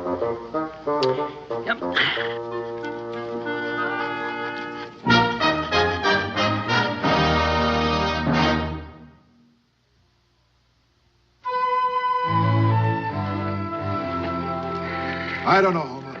$200 seems like pretty small pickings. It's nowhere near as much as we figured we could take these farmers for. Well, there'll be plenty more. When the trappers start coming in and taking on the liquor, there'll be plenty of challenges and at better odds. Just don't make it look too easy. Take a few falls. They'll all think they can whip you. Here's to all honest men. May they stay corruptible, gullible, and greedy. Hello there. Well, come on in. Well, Mr. Clements, I just about give up on you. I'm sorry I'm a little bit late. Say hello to my friend Daniel Boone. Daniel Boone? Say, I heard a lot about you. I'm mighty proud to know you. This is my friend, Bear Barnett.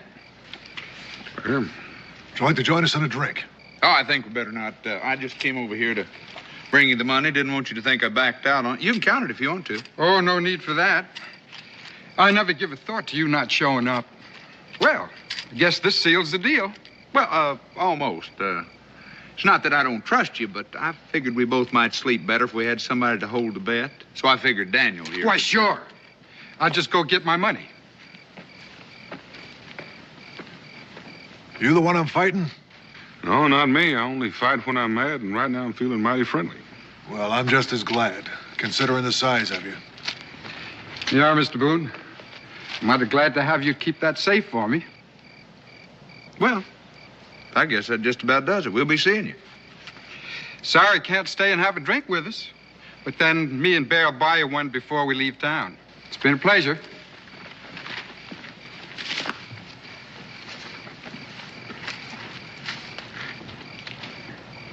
Homer,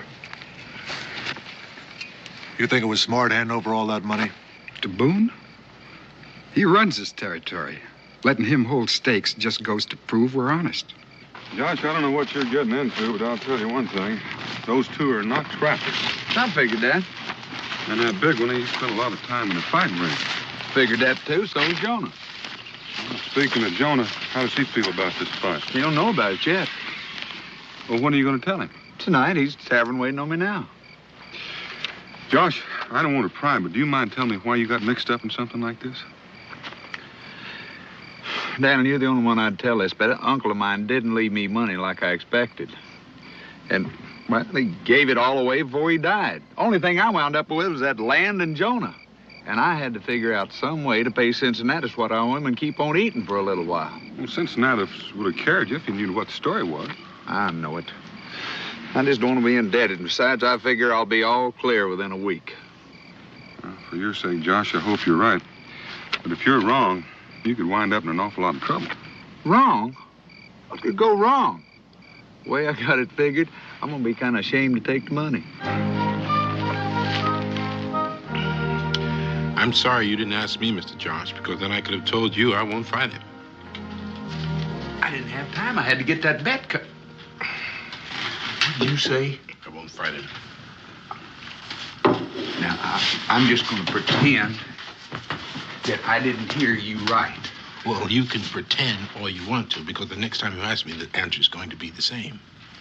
I don't suppose you'd mind telling me why. Because it doesn't come under the headings of the duties of what I'm supposed to do. Now, wait a minute. Now, you told me as a body slave, you're supposed to look out for my welfare. That's what I said. Well, you don't know how much welfare I got riding on this match. There's no point in arguing, Mr. Josh. The answer is the same. I won't fight him. Johnny, you can't do this to me. You didn't see fit to consult me. I don't see where I'm to blame. If you're in trouble, it's not my fault. It's yours. Now, if you're through asking me questions, I'll pick up the supplies and go back to the cabin.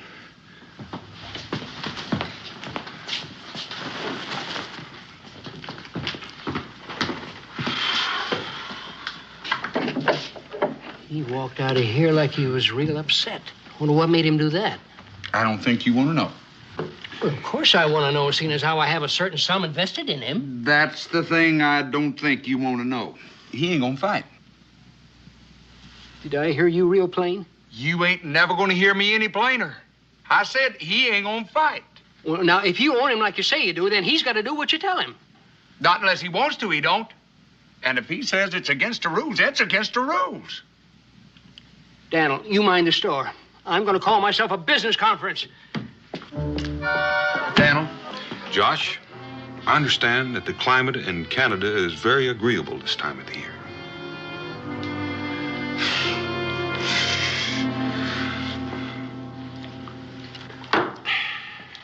We talked it over on the way. And the question we kept asking was, if Joan ain't gonna fight, who is? You know, if our man don't show up, we lose all that money. Well, that's a good question. I hope you found an answer. Well, now, we did. Knowing how bad you felt, we decided that seeing as how Jonah wasn't going to represent us, it was only fair to give you the first chance to take his place. Me? Yeah, we knew you'd be pleased. Now, wait a minute. Daniel? Well, I'm just here to make sure that they don't hang you out right. Listen, now, let's talk about this calm and sensible. Now, I mean, it's not like you're losing your money, you know. I mean, you still got the title to my land. Oh, the way we figure, we got that either way. And we don't want to disappoint all those townspeople that are looking forward to this here contest. And since we only got a few days left, we better get you into training right away. What kind of training? Now, as I recall, these here professionals soak their hands in brine, you know, to toughen up their skin, and their faces, too, so as they won't get cut so bad. Oh, and then you got to get up every morning and run, you know, to strengthen their legs, you know. And just so as you won't forget the rules, I'm going to let you stay in my storehouse for a few days, rent-free. Now you've gone too far. Grab him, boys, before he gets back. Daniel, don't just sit there. Do something. Oh, I'm going to do something, all right. If you don't win, I'm going to hand all this money I'm holding over to the men you introduced me to last night. Let's go.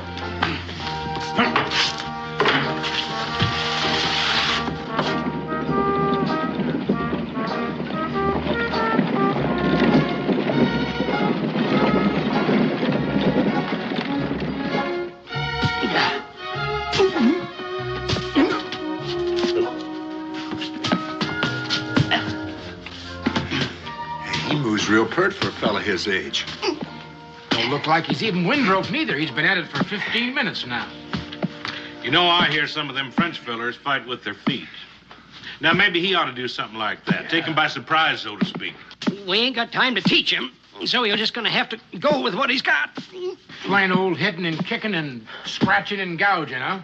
Scratching and gouging? You got to be out of your mind. Them last two is out. They ain't sportsmanlike. Sorry about that, Josh. Me and my big mouth.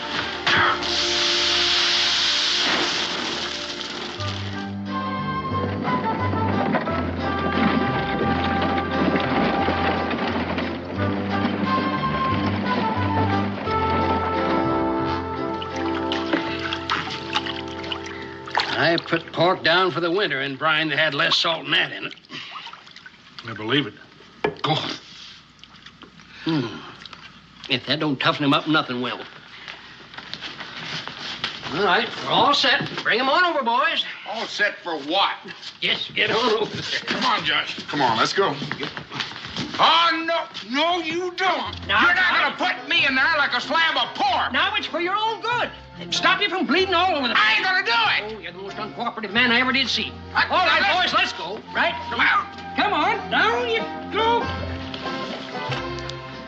How long do you reckon we should keep him under there? Oh, long enough for that there brine to start pickling him, but not long enough to drown him.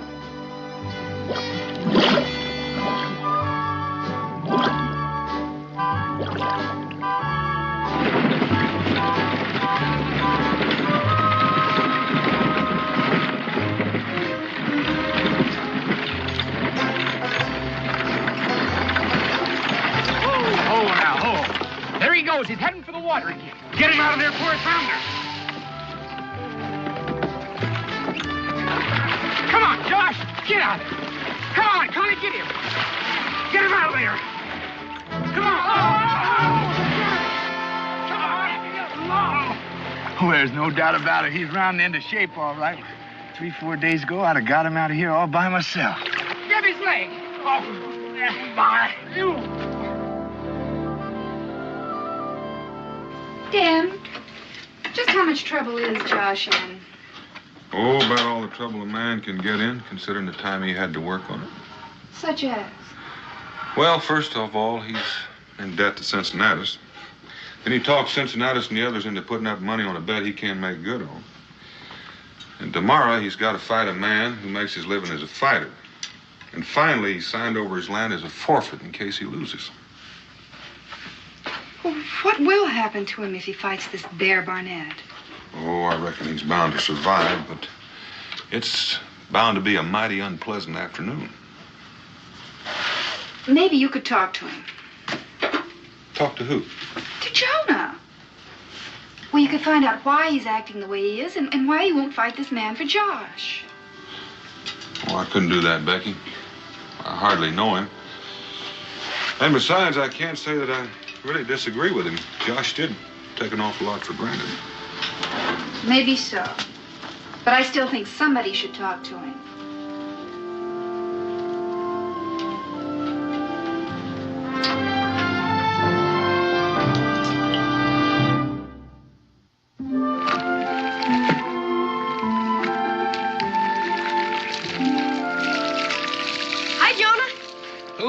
Israel.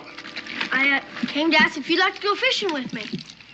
No, I haven't been fishing in a long time. I expect I almost forgotten how to by now. I could teach you. You see, my mom doesn't like me to go too near the river by myself. Josh used to take me, but he's been too busy lately. Has he? I hadn't heard. Hadn't heard? No. Josh doesn't come home lately. And I don't get much company here. I guess folks don't think about associating with a slave. Maybe because it's what you did to Josh. What I did to him? Sure. You wouldn't fight when he was dependent on you. Why won't you fight, Jonah? Are you as scared of Bear Barnett? No, I am not as scared of Bear Barnett. Then why? Well, you see, it's hard to explain. Mr. Josh's uncle left me his responsibility to take care of him, to show him how to till the land, plant the crop. And if I'd have gone on and accepted that fight so he'd win the money, he would have gone on being shiftless and fiddle-footed. All the man thinks about is making easy money. If that's true, why is he going to fight Bear Barnett himself? What? The boss says he might live through it. Man can be too pleasant. Well, why does he want to do that? Because he spent all his money getting that will settled. So he didn't have anything left to pay Cincinnatus what he owed him. Well, he didn't tell me that. That ain't all of it. When he was making that match with Bear, there's some other people betting on you, too. Because Josh told him to. So he signed over his land. So no one would lose anything on account of him. Well, he can't do that. His claim to the land is like his claim on me. He can't transfer a title to it. Well, then, Bear Barnett don't kill him. Cincinnatus and the others will. See you later, Jonah. Oh, yeah.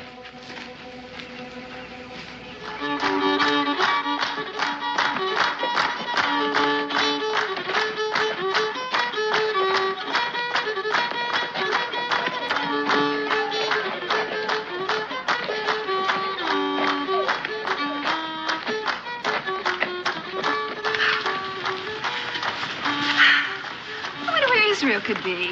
Oh, I reckon he's around here someplace. Becky, why don't you wait right here? I'm going to go over and talk with Josh. Dan, isn't there some way you can help Josh? Well, I reckon the only way I could help him would be to volunteer to take his place. And I don't reckon he'd stand for it, and I don't think I'll insult him by suggestion. I'll be right back.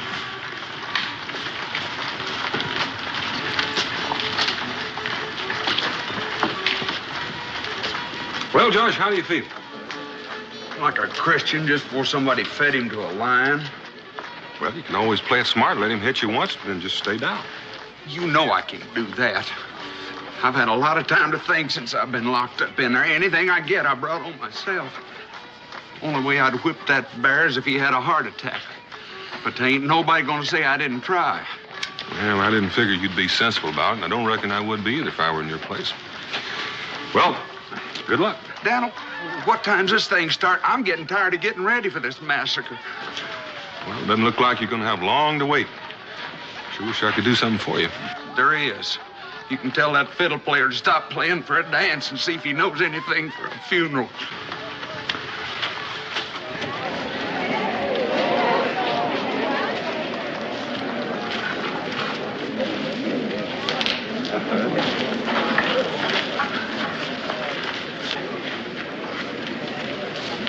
Cincinnati, they're here. The fight's going to start any minute now. All right. Hey, drink up, gents. This establishment's closed till the war is over. Let's get him.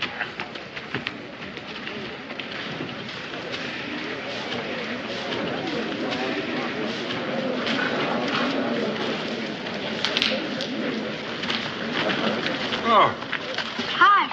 Israel, where have you been? Oh, just been around. Well, shall we join the crowd? I don't think I want to see it. And I don't think I want Israel to see it either. Oh, Ma. Israel, I think your mother's right. I'm not looking forward to this myself. Go get him, Josh. Yay!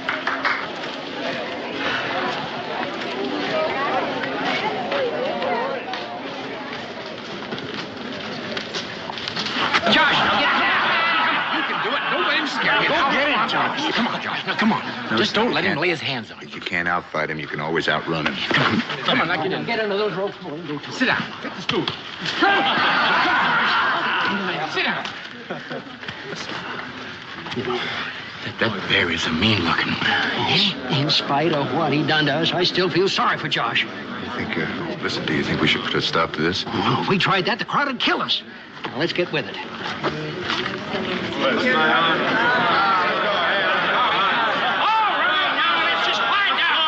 Ladies and gents, let me get your attention now. This here's going to be a fight to the finish. Catch as catch can. However, now, there's going to be no gouging, no biting. Now, you understand?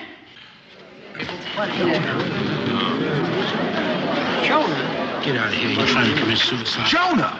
Do like I said and get out of here. We can't fight a man like that. What's he doing here? Well, that's the man I had planned to do the fighting. I just hold his seat for him.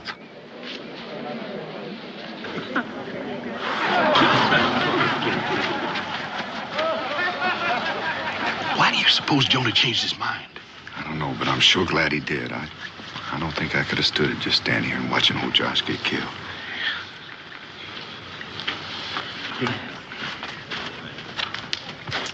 All right, ladies and gents, now we'll get on here. Now, like I said, this is going to be a fight to the finish. So, now remember, no gouging, no biting.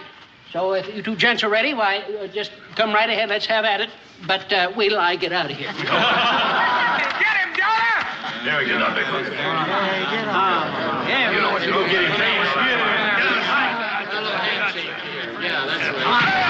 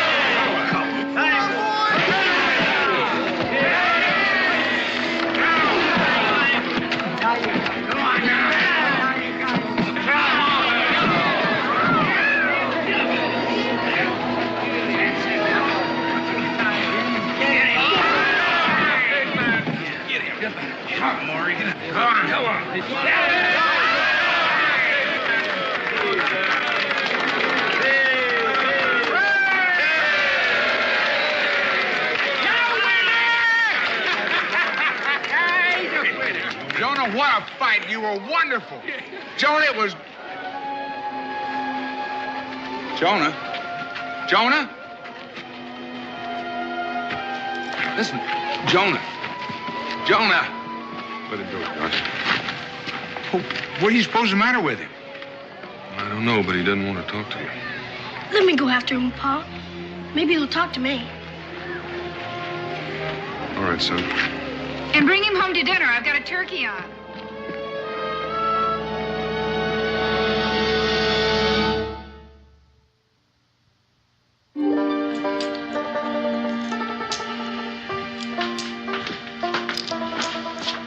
Why are you looking so downhearted? Just thinking what a fool I've been. No wonder Jonah won't speak to me. Well, here, try a little of this. If this doesn't cheer you up, you're in a real bad way. Dinner's all ready to put on the table as soon as Israel and Jonah get here. Where's Jonah? He's not coming. Well, he hasn't heard or anything, is he? Nope, he's going away. Going where? He didn't say. He's just leaving. Well, why would he do a thing like that? Because he thinks he's a failure. Because he can't keep his promise to your uncle about helping you with the land. You being as irresponsible as you are. Becky, you got to excuse me. I got to get over there before he leaves. Dinner will keep, and I think we should all go along.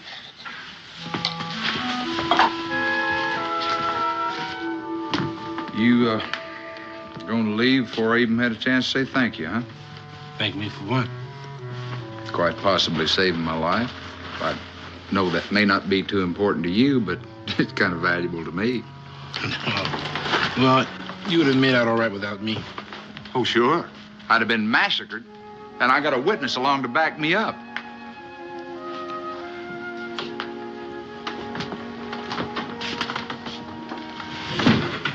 Why are you leaving, Jonah? Mr. Boone, I gave my word on something I couldn't make good in. It was a mistake for me to interfere in Mr. Josh's life. Man has to live with his mistakes, but I never heard where he had to live in the same house with them. It's not your mistake, Jonah. It's Uncle Langston's. He's a good man. He meant well, but he's got no right to dictate to anybody how they're going to live. Me, a planter? If I was going to be a planter, I'd have been a planter a long time ago. Guess I found that out. I'm not finished yet. I'm not the only mistake he made. You're the other one. Served him all your life. He had no right to ask you to serve him after he'd done cashed in his chips. And of all things, being a slave to somebody like me. Now, does that make sense or not? Well, it makes sense. So, as of right now, you're not serving anybody but yourself. Because you're free. I'm setting you free, and I'm going to find a paper that'll make it legal. Mr. Josh, Furthermore, you now own one section of Kentucky land. You can't transfer that title, Mr. Josh. I can will it to you. Now, don't you think you ought to kind of hang around to see that the weeds don't grow up in it until somebody hangs me or shoots me or something happens?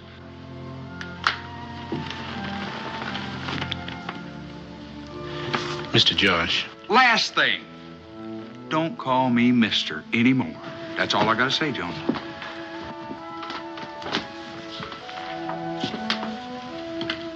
You still planning on leaving, Jonah? He can't leave yet. I haven't had a chance to take him fishing yet.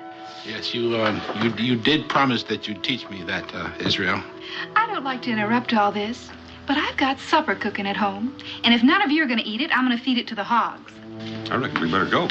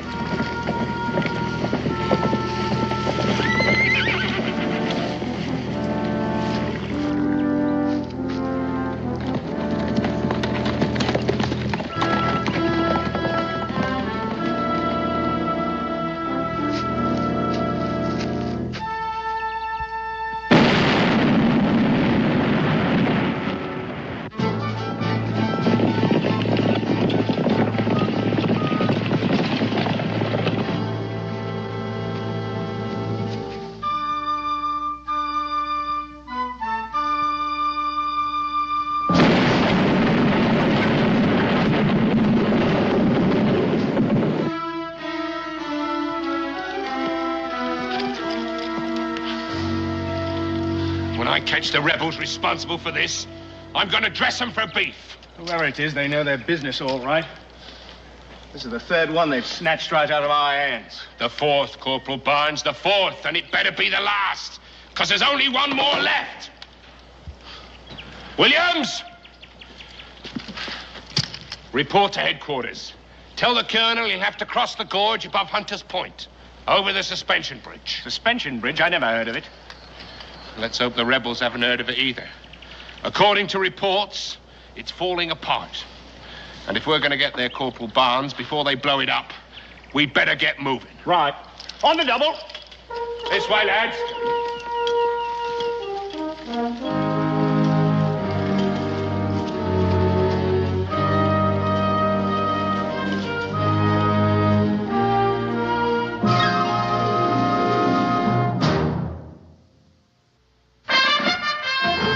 Daniel Boone was a man, yes, a big man, with an eye like an eagle and as tall as a mountain was he. Daniel Boone was a man, yes, a big man. He was brave, he was fearless, and as tough as a mighty oak tree.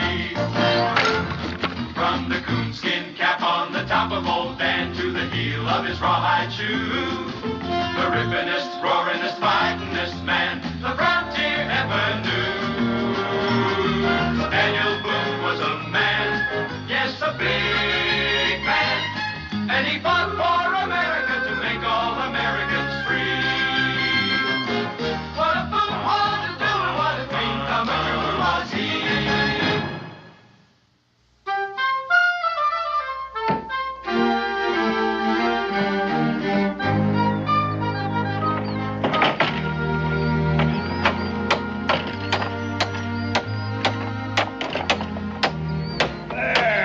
Got it. Well, I guess that does it for the braces and supports, Pa. As soon as we get some planking and those loose rails fixed, she'll be as good as new. Looks better than it did last year at this time. We could never manage without it. Hey, Clint, remember the first time you crossed it and took a safety line over? With you and Pa holding that anchor rope around my waist? Well, I don't want to try that again. Well, you said you weren't scared.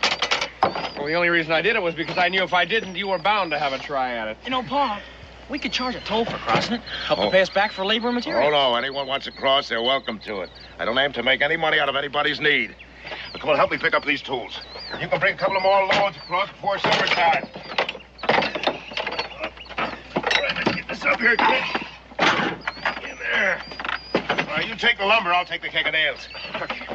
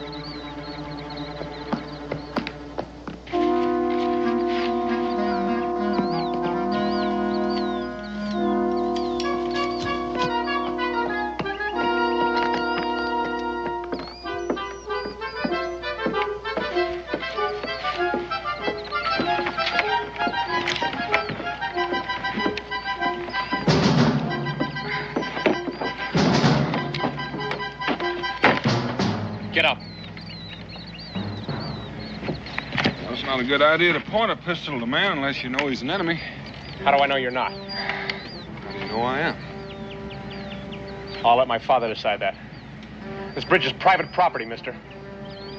Now pick up your gear and move.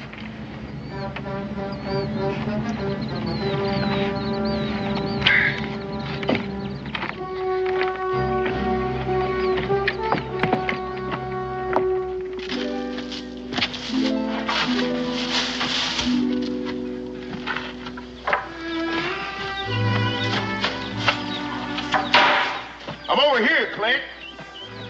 I found him by the bridge, Paul. You're a long way from nowhere, mister. Gotta state your name and business. My name's Boone, and I didn't get a... Daniel Boone? That's right. Well, I'm mighty sorry, Mr. Boone. But what with the war going on and everything, This here's the man that opened the Cumberland Trail in Kentucky. Ain't that right? I reckon so. We might not even be here but for him. My name's Bickford, Mr. Boone. This here's my two boys, Paul and Clint. Howdy, Mr. Boone. Sure, I'm sorry, Mr. Boone, for back there. It's all right, son. No harm done. Mr. Bickford, I need to talk to you. Why, sure, sir. Go right ahead. Well, I didn't happen up here just by chance. I'm here on Army business. Well, how come you're not in a uniform? Well, I'm not in the Army, but I have papers authorizing me to carry out my orders. Well, what do the Army orders have to do with me, sir? Possibly quite a bit. You may not know it, but there's a British regiment on its way up here now. Oh, how does that concern us? British intend to burn all the outposts, destroy all the forts. My orders are to see that they don't come across to this side of the gorge. Well, I don't know much about military matters, Mr. Boone, but I know I can think a heap better over a cup of coffee. Come on.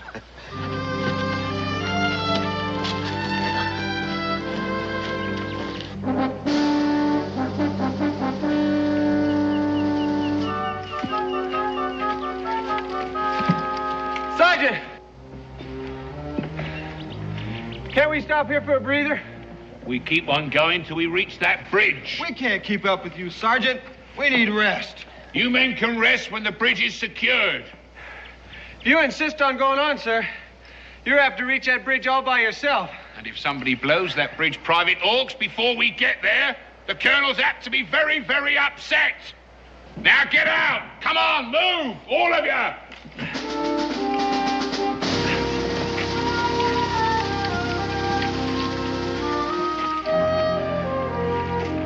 Your bridge is the only one left standing in 100 miles. We've blown up all the rest. I don't care about the rest. The forts the British aim to burn are the only one Virginia has. There are 10,000 Indians waiting to pour in if they're destroyed. Now, the whole outcome of this war might well depend on keeping the British off this side of the gorge. You don't seem to understand, Boone. We didn't fix that bridge just for something to do. It's harvest time. That bridge is our livelihood. The British will be here by morning at the latest. It's got to be done tonight. Are you telling me I can't take my new harvest across that bridge? The British won't wait. Well, neither will my crops. We gotta have that bridge. There's no other way to market. Why, when we come out here, that bridge was good for nothing but stump wood. We made it into something. I appreciate the fix you're in, but it's Army orders.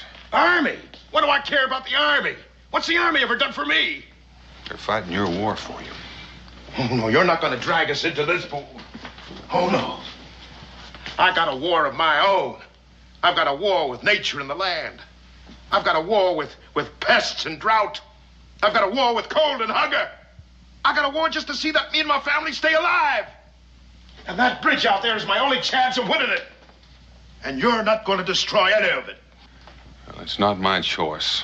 And I know it's not an easy choice for you to make, but I don't think you'll enjoy keeping your bridge knowing the price of it was paid in human life. Men fight. They get killed. I'm not talking about soldiers. I'm talking about farmers and their wives and their children. You boys know what I'm talking about? Have you ever seen an Indian massacre? Or rather, what's left of one? Well, I have, and it's not a very pretty sight. Don't you pay him no mind, Paul. Nothing like that's going to happen. And if it does, it won't be any fault of ours. Oh, it'll happen.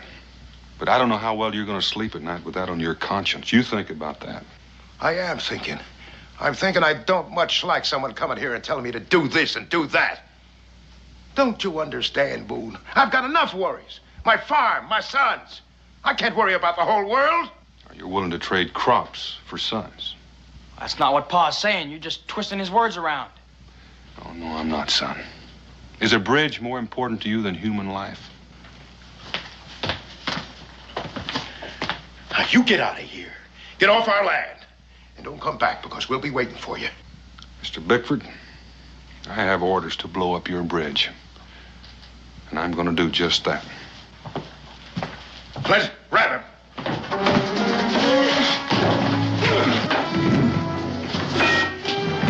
Grab him! Grab him, Clint! Let's go. Why don't you open up the cellar door?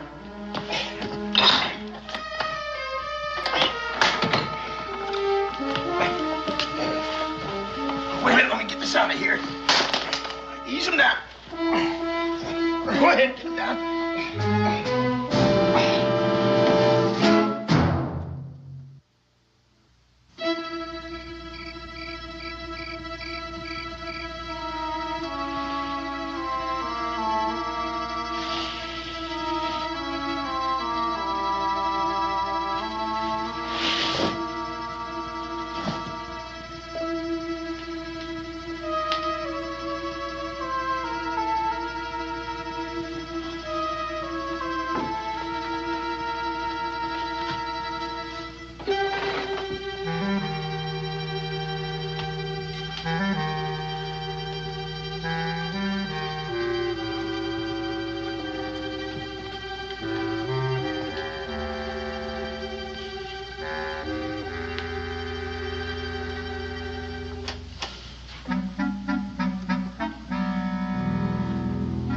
Supper's on.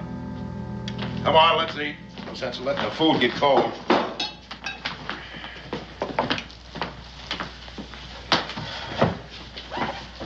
Don't you worry about Boone. He'll be all right. We thank the old Lord for watching over this house, for giving us the courage to persevere, for blessing us after all these years with good crops. Amen. Eat your food, boy. I'm not very hungry, Pa. You will be tomorrow when we start harvesting. You know, Pa, I've been thinking. About what? Well, about things. About things, hmm? Pass potatoes. Well, about what Mr. Boone was saying. Forget Mr. Boone. He didn't say anything worth thinking on. How can I forget him when we got him prisoner? And besides, I just think he was getting at something. Something important. Did you now? Pa's right, Paul. Boone was just running on, saying what he thinks. That don't mean we have to think the same. Yeah, but I never heard the war talked about that way before. I mean, I never did worry about anybody else's stakes in it except our own. A man wants to survive out here. That's all he better worry about, son. But crops for lives? Would you really want that on your conscience? Now, if I was you, I wouldn't be so quick to listen to Mr. Boone. It's easy enough for him to come here and tell us what our problems are and how to solve them. But he can just walk away after it's all over. Well, we gotta live here and take what comes. You're too young to remember. We had a good crop once, ready for harvesting. And what happens?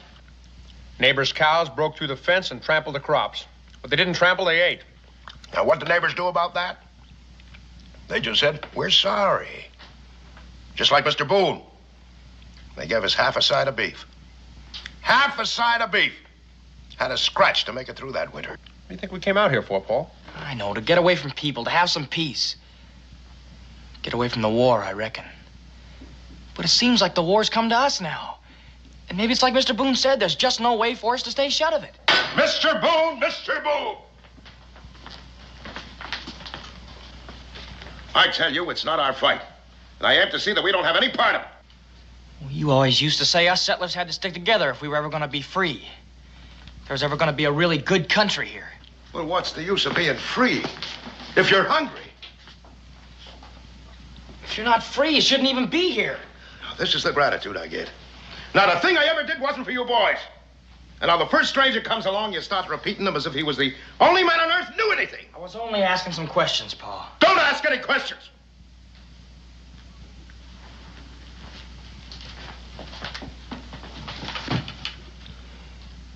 Don't ask any questions until you know a little of what life's all about.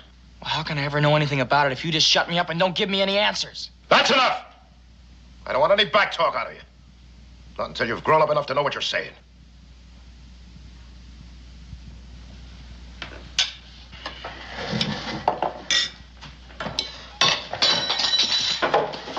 Where do you think you're going? I have a little talk with Paul. You didn't have to be so hard on him. Well, let him simmer down for a while. If I'm not hard on him, how's he going to learn? Life is going to be hard on him. Like it is hard on all of us. He hasn't grown up enough yet to start passing judgment on his father. He wasn't passing judgment on you, Paul. He was just trying to sort things out for himself. You always said before a boy becomes a man, he's got to do that. Oh, this is different. What we're talking about is something else again here. Well, maybe that's so, but I still think that... Don't argue with me. I wasn't arguing with you, Pa. Maybe Boone had a thought there.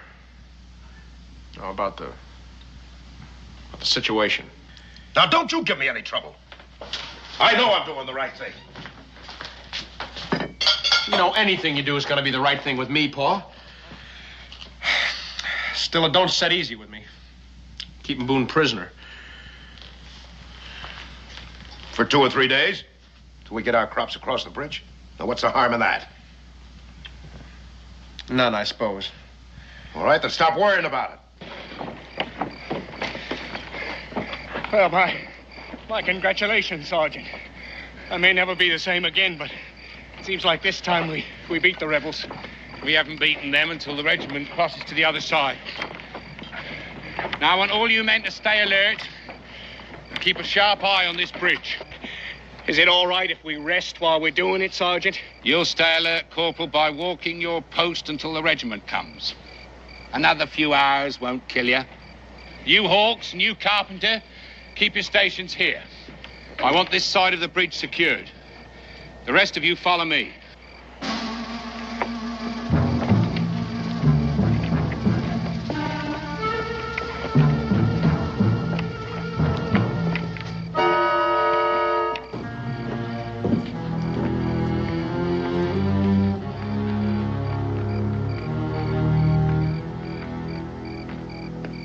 You all right, Paul?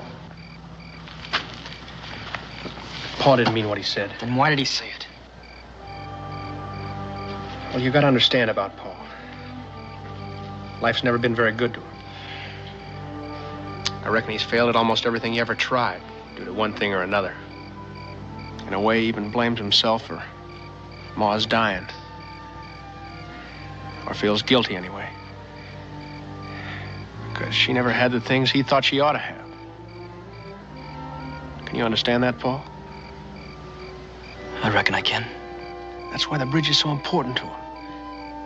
'Cause we got a good crop this year. And if you look at it one way, that bridge could be the difference between success and failure. And I reckon he just can't bear the thought of losing out again.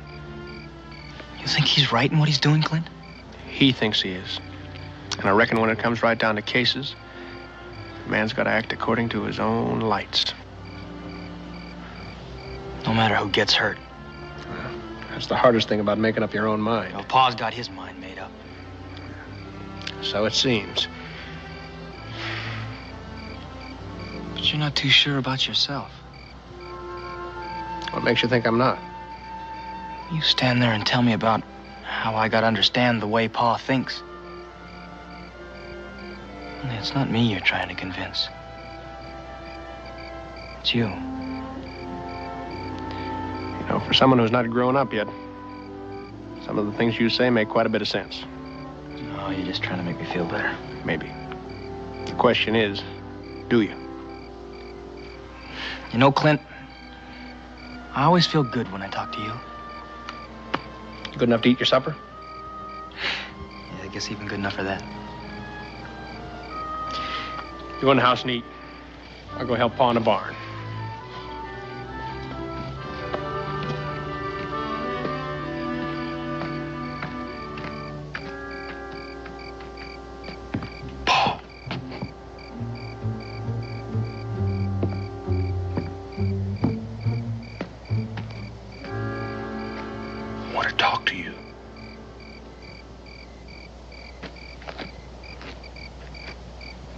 What about? Well, I'm sorry I brought up things that made trouble between you and your pa. Wasn't no trouble. Oh, I thought... Don't matter what you thought. My pa's always known what's best. Well, maybe... but things might be different this time. Wow. Well, look at it this way. Your pa may think he's being neutral. But by helping the British... well, it's plain to see what it adds up to. He might be called a traitor. You don't know what you're talking about. My pa's no traitor. I'm sure he doesn't mean to be, but that's what it adds up to. And by your helping him, that makes you one, too. I know what you're trying to do. I'm trying to get you to keep your father from becoming a murderer. A murderer? Paul, what do you figure he's going to do about me?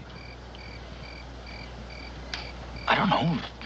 Let you go, I guess, when he thinks it's safe. He lets me loose. He knows the Continental Army gets wind of what he's done here. He'll be hanged as a traitor. That leaves only one thing for him to do, to kill me. He couldn't. Paul, when a man wades deep enough into a river and the current gets at him, it'll carry him away whether he likes it or not. Hey, you there.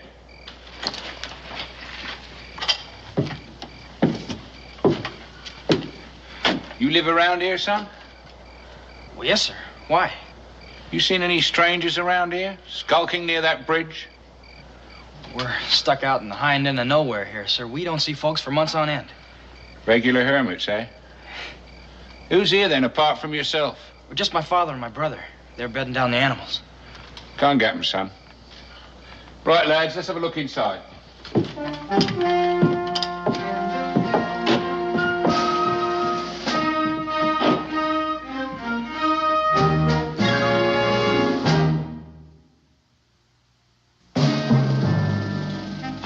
Thanks, Mr. Bickford. A good cup of tea helps after a long march. There's some food on the table, then. That's most hospitable of you. Poor colonials. Are you as generous to rebel troops who pass this way? We don't take sides in this war, sir. I should think you'd have a hard time staying neutral. Well, not way out here, sir. There's nobody nearby that would care one way or the other. And besides, we've been very busy tending to our own affairs, sir. That's wise of you. If the rest of the colonials thought as you do, this country would be a lot better off. I presume you own that bridge out there? Yes, sir, I do. Then I request permission for its use in transporting His Majesty's troops. Just go ahead and use it. I reckon it wouldn't do me any good to say no. I think you're quite right, they say. Full rifle, Sergeant, all I could find. Are there any other firearms in the house? You have them all right there. Take charge of them, Corporal. Aye, What's down there? Sir, it's the storm cellar, sir. There's nothing in it, just some potatoes and seed and trunks and old stuff.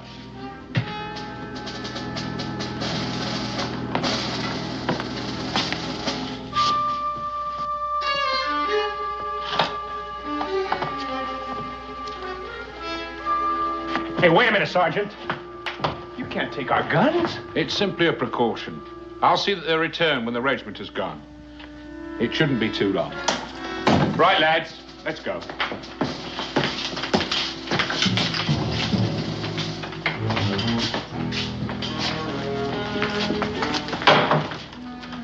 Well, that was close. Well, now we can forget about the British. Our troubles are over. Yeah, well, maybe they're just starting. Nonsense, boy. We've got no quarrel with them. Well, what are we going to do with Boone? Well, leave him there. He has sense enough to stay quiet. It'd be mighty awkward to try to explain his presence here. All right, you two get to bed. It'll be over tomorrow. And remember, if we're friendly to them, they'll be friendly too.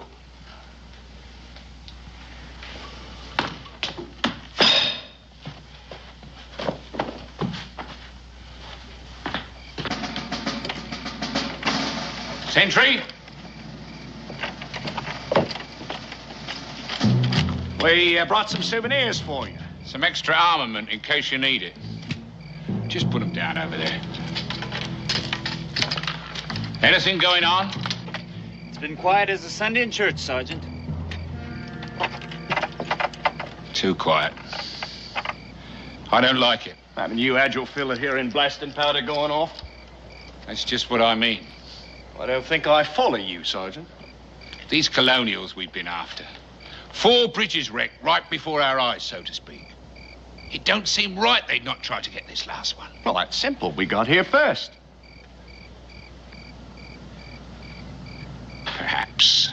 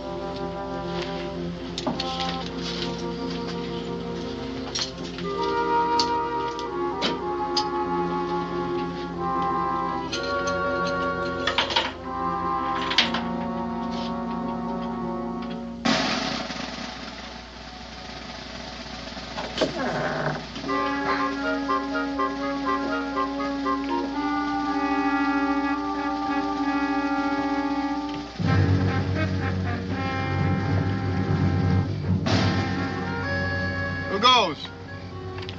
I said, who goes? It's me, Paul Bickford. What are you doing out here at this time of night? I couldn't sleep. I just thought I'd get some fresh air. Well, you picked the right place for it, son. You nearly got an air hole blasted right the way through you. Now go on, get back to your cabin. Yes, sir. And don't let me catch you out here again. Back to your post, Cedric.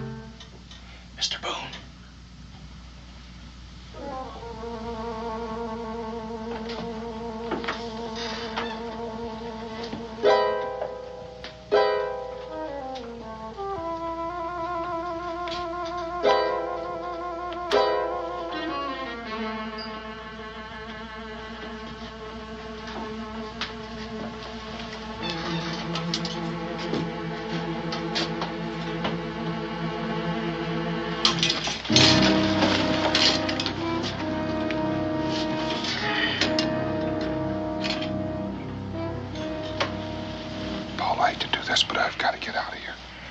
Are you going to yell if I let you go, or do I have to quiet you? I came to help you. Good.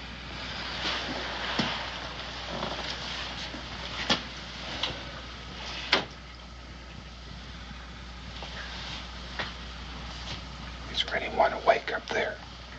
No. Mr. Boone, what you said about my pa's becoming a murderer, you weren't lying to me, were you? I wasn't lying. My pa ain't gonna see it my way. But it just seemed to me I sort of had to save him from himself. You'd better get out of here. It's coming on to first light.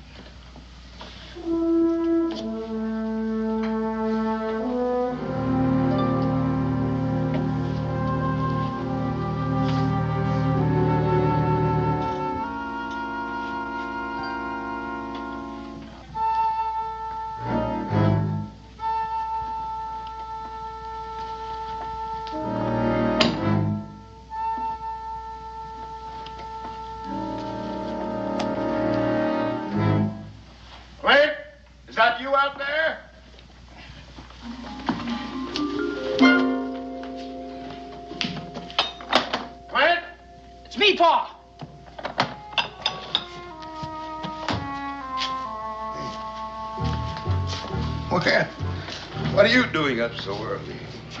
I couldn't get any sleep, Pa. I knew there was a lot of work to do today.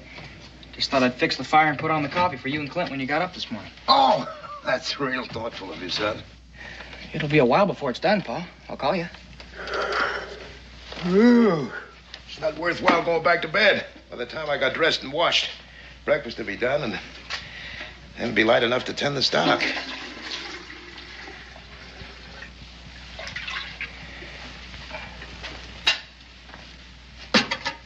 Paul, I'd like to talk to you.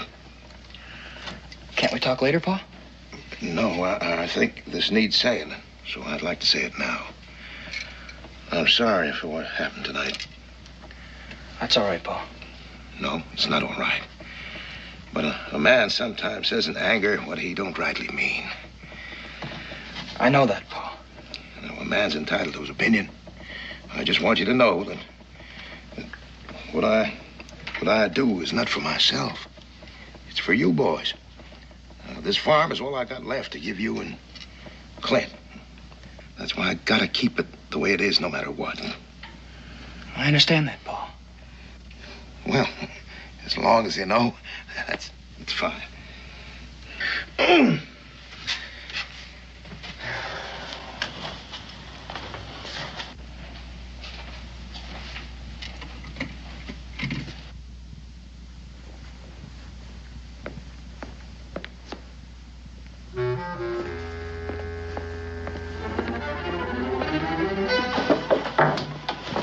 What is that? I'm just fixing breakfast.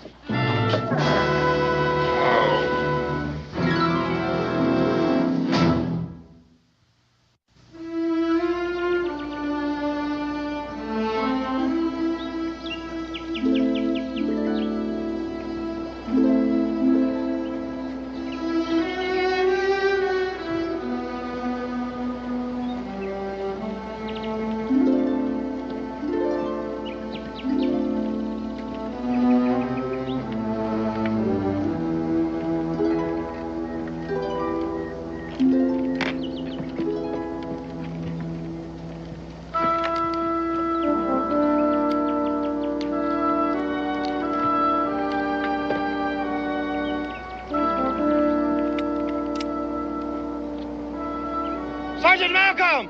Sergeant! On the double!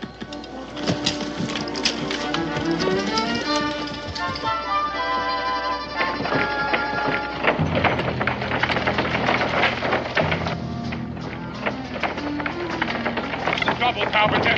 It looks like a bag of blasting powder tied under there. Cut it loose.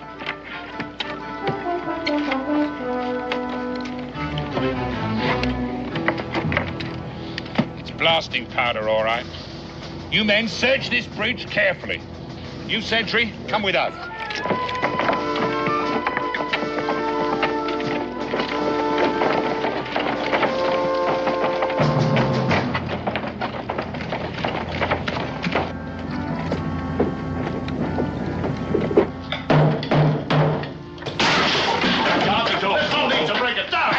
To the fireplace and turn around, the three of you. Move over there. Now, just a minute, Sergeant. I'll give a man a chance to explain. Explain? What would you like to explain? This?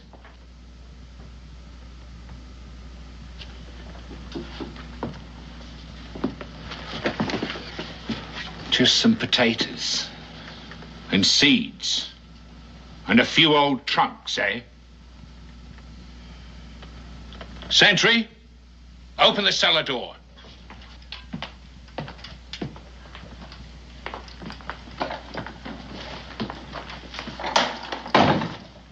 Tell him to come out. Well, tell him, Pa. Tell him you can't call anybody out because there's nobody down there.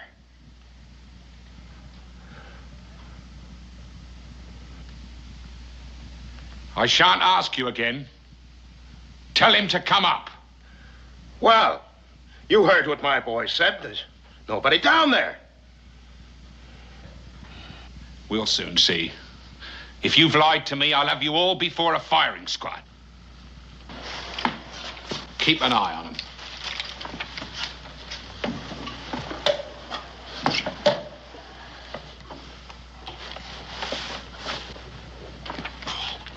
It's all right, Clint.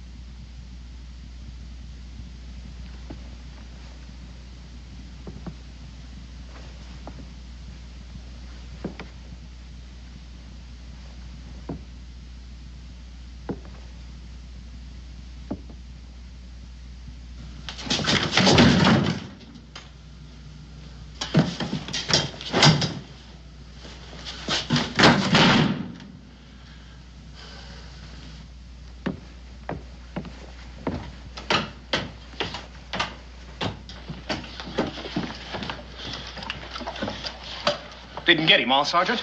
Shut up. Go and search those outbuildings. The both of you. Aye, sir.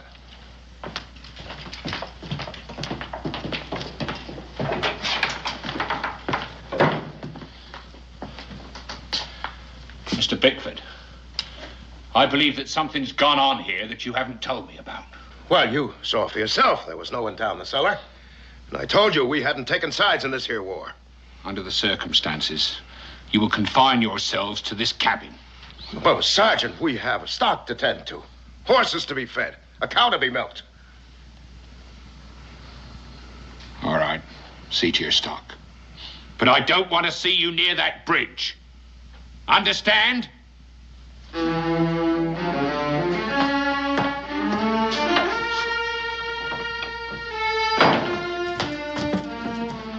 I don't need to ask. Who let him loose? Or are you both to blame? I did it, Pa. Clint had no part of it. I thought so. Clint has too many brains. Why, Pa?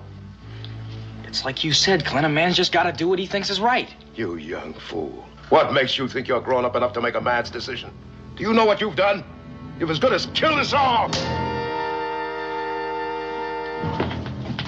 Come back here! Oh, wait. Don't you see? What if Boone had been in that cellar? Well, it's just lucky that he wasn't, that's all. Are you turning on me too, Clint? No, I'm not turning on you, Pa. But Paul did what he thought was right. He couldn't stand to see a man killed.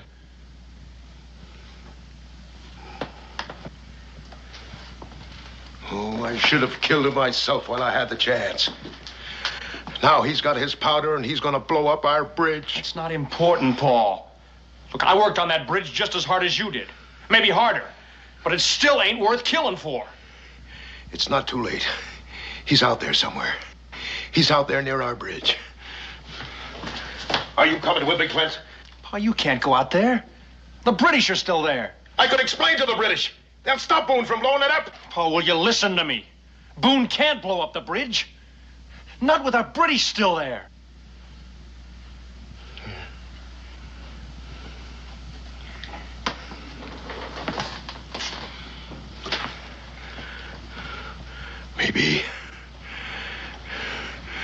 Maybe.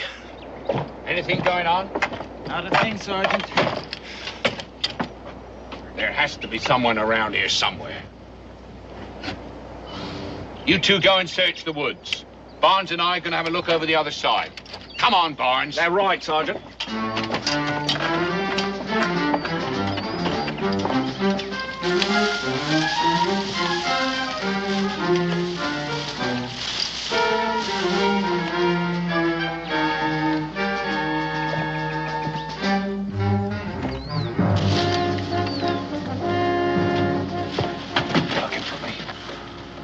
Much obliged. They got our guns and yours, too.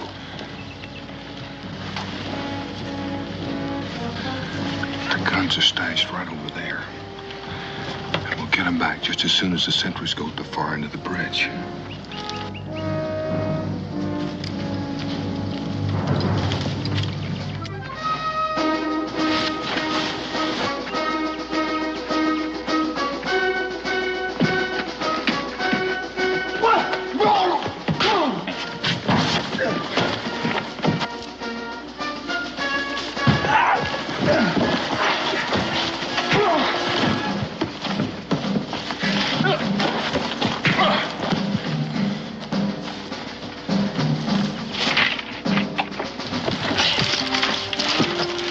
Paul, get up on that cliff. Be careful.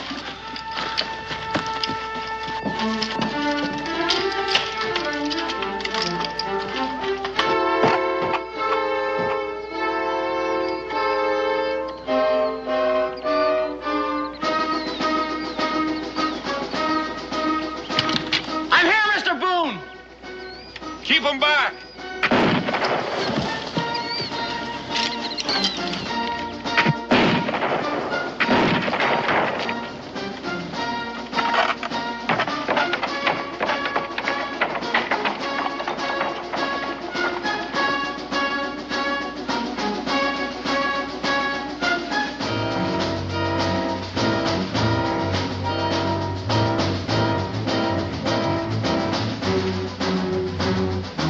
What's happening here, Hawks? That kid on top up there. Yeah, never mind him. Get this man on the bridge.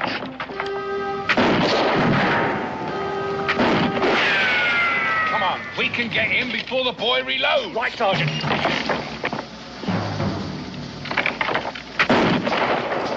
Hey, he's got all those rifles. Get back. No, keep going, keep going.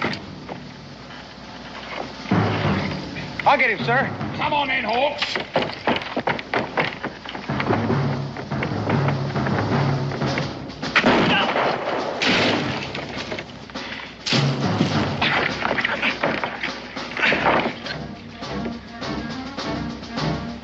Get that man there, Corporal.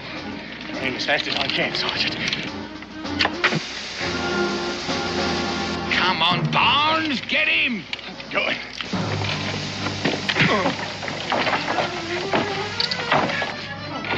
He's not in the clear.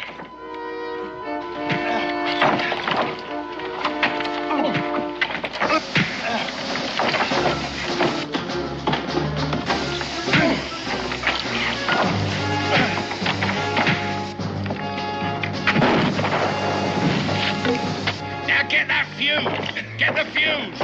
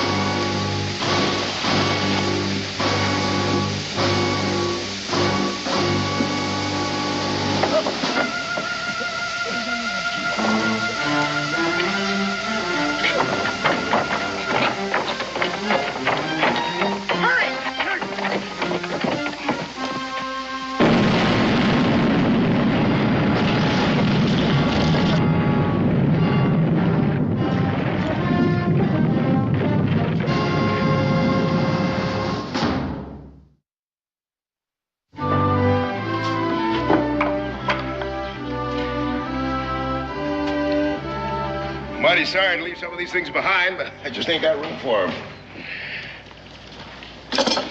Well, you'll come back after the war. Build a better bridge than the last one. Oh, no, Mr. Boone. We start depending on it like before. When a man's got just one thing to depend on, he's apt to give it a value which is all out of reason. That bridge pretty near lost me all I hold close. My sons and my pride, my self-respect. It cost me dear, but I'm glad I got it learned in time. And I learned something else, too. Those boys of mine got more brains than I have. You ready to start, Mr. Boone? Anytime you are. Let's be about it. All right, boys, come on.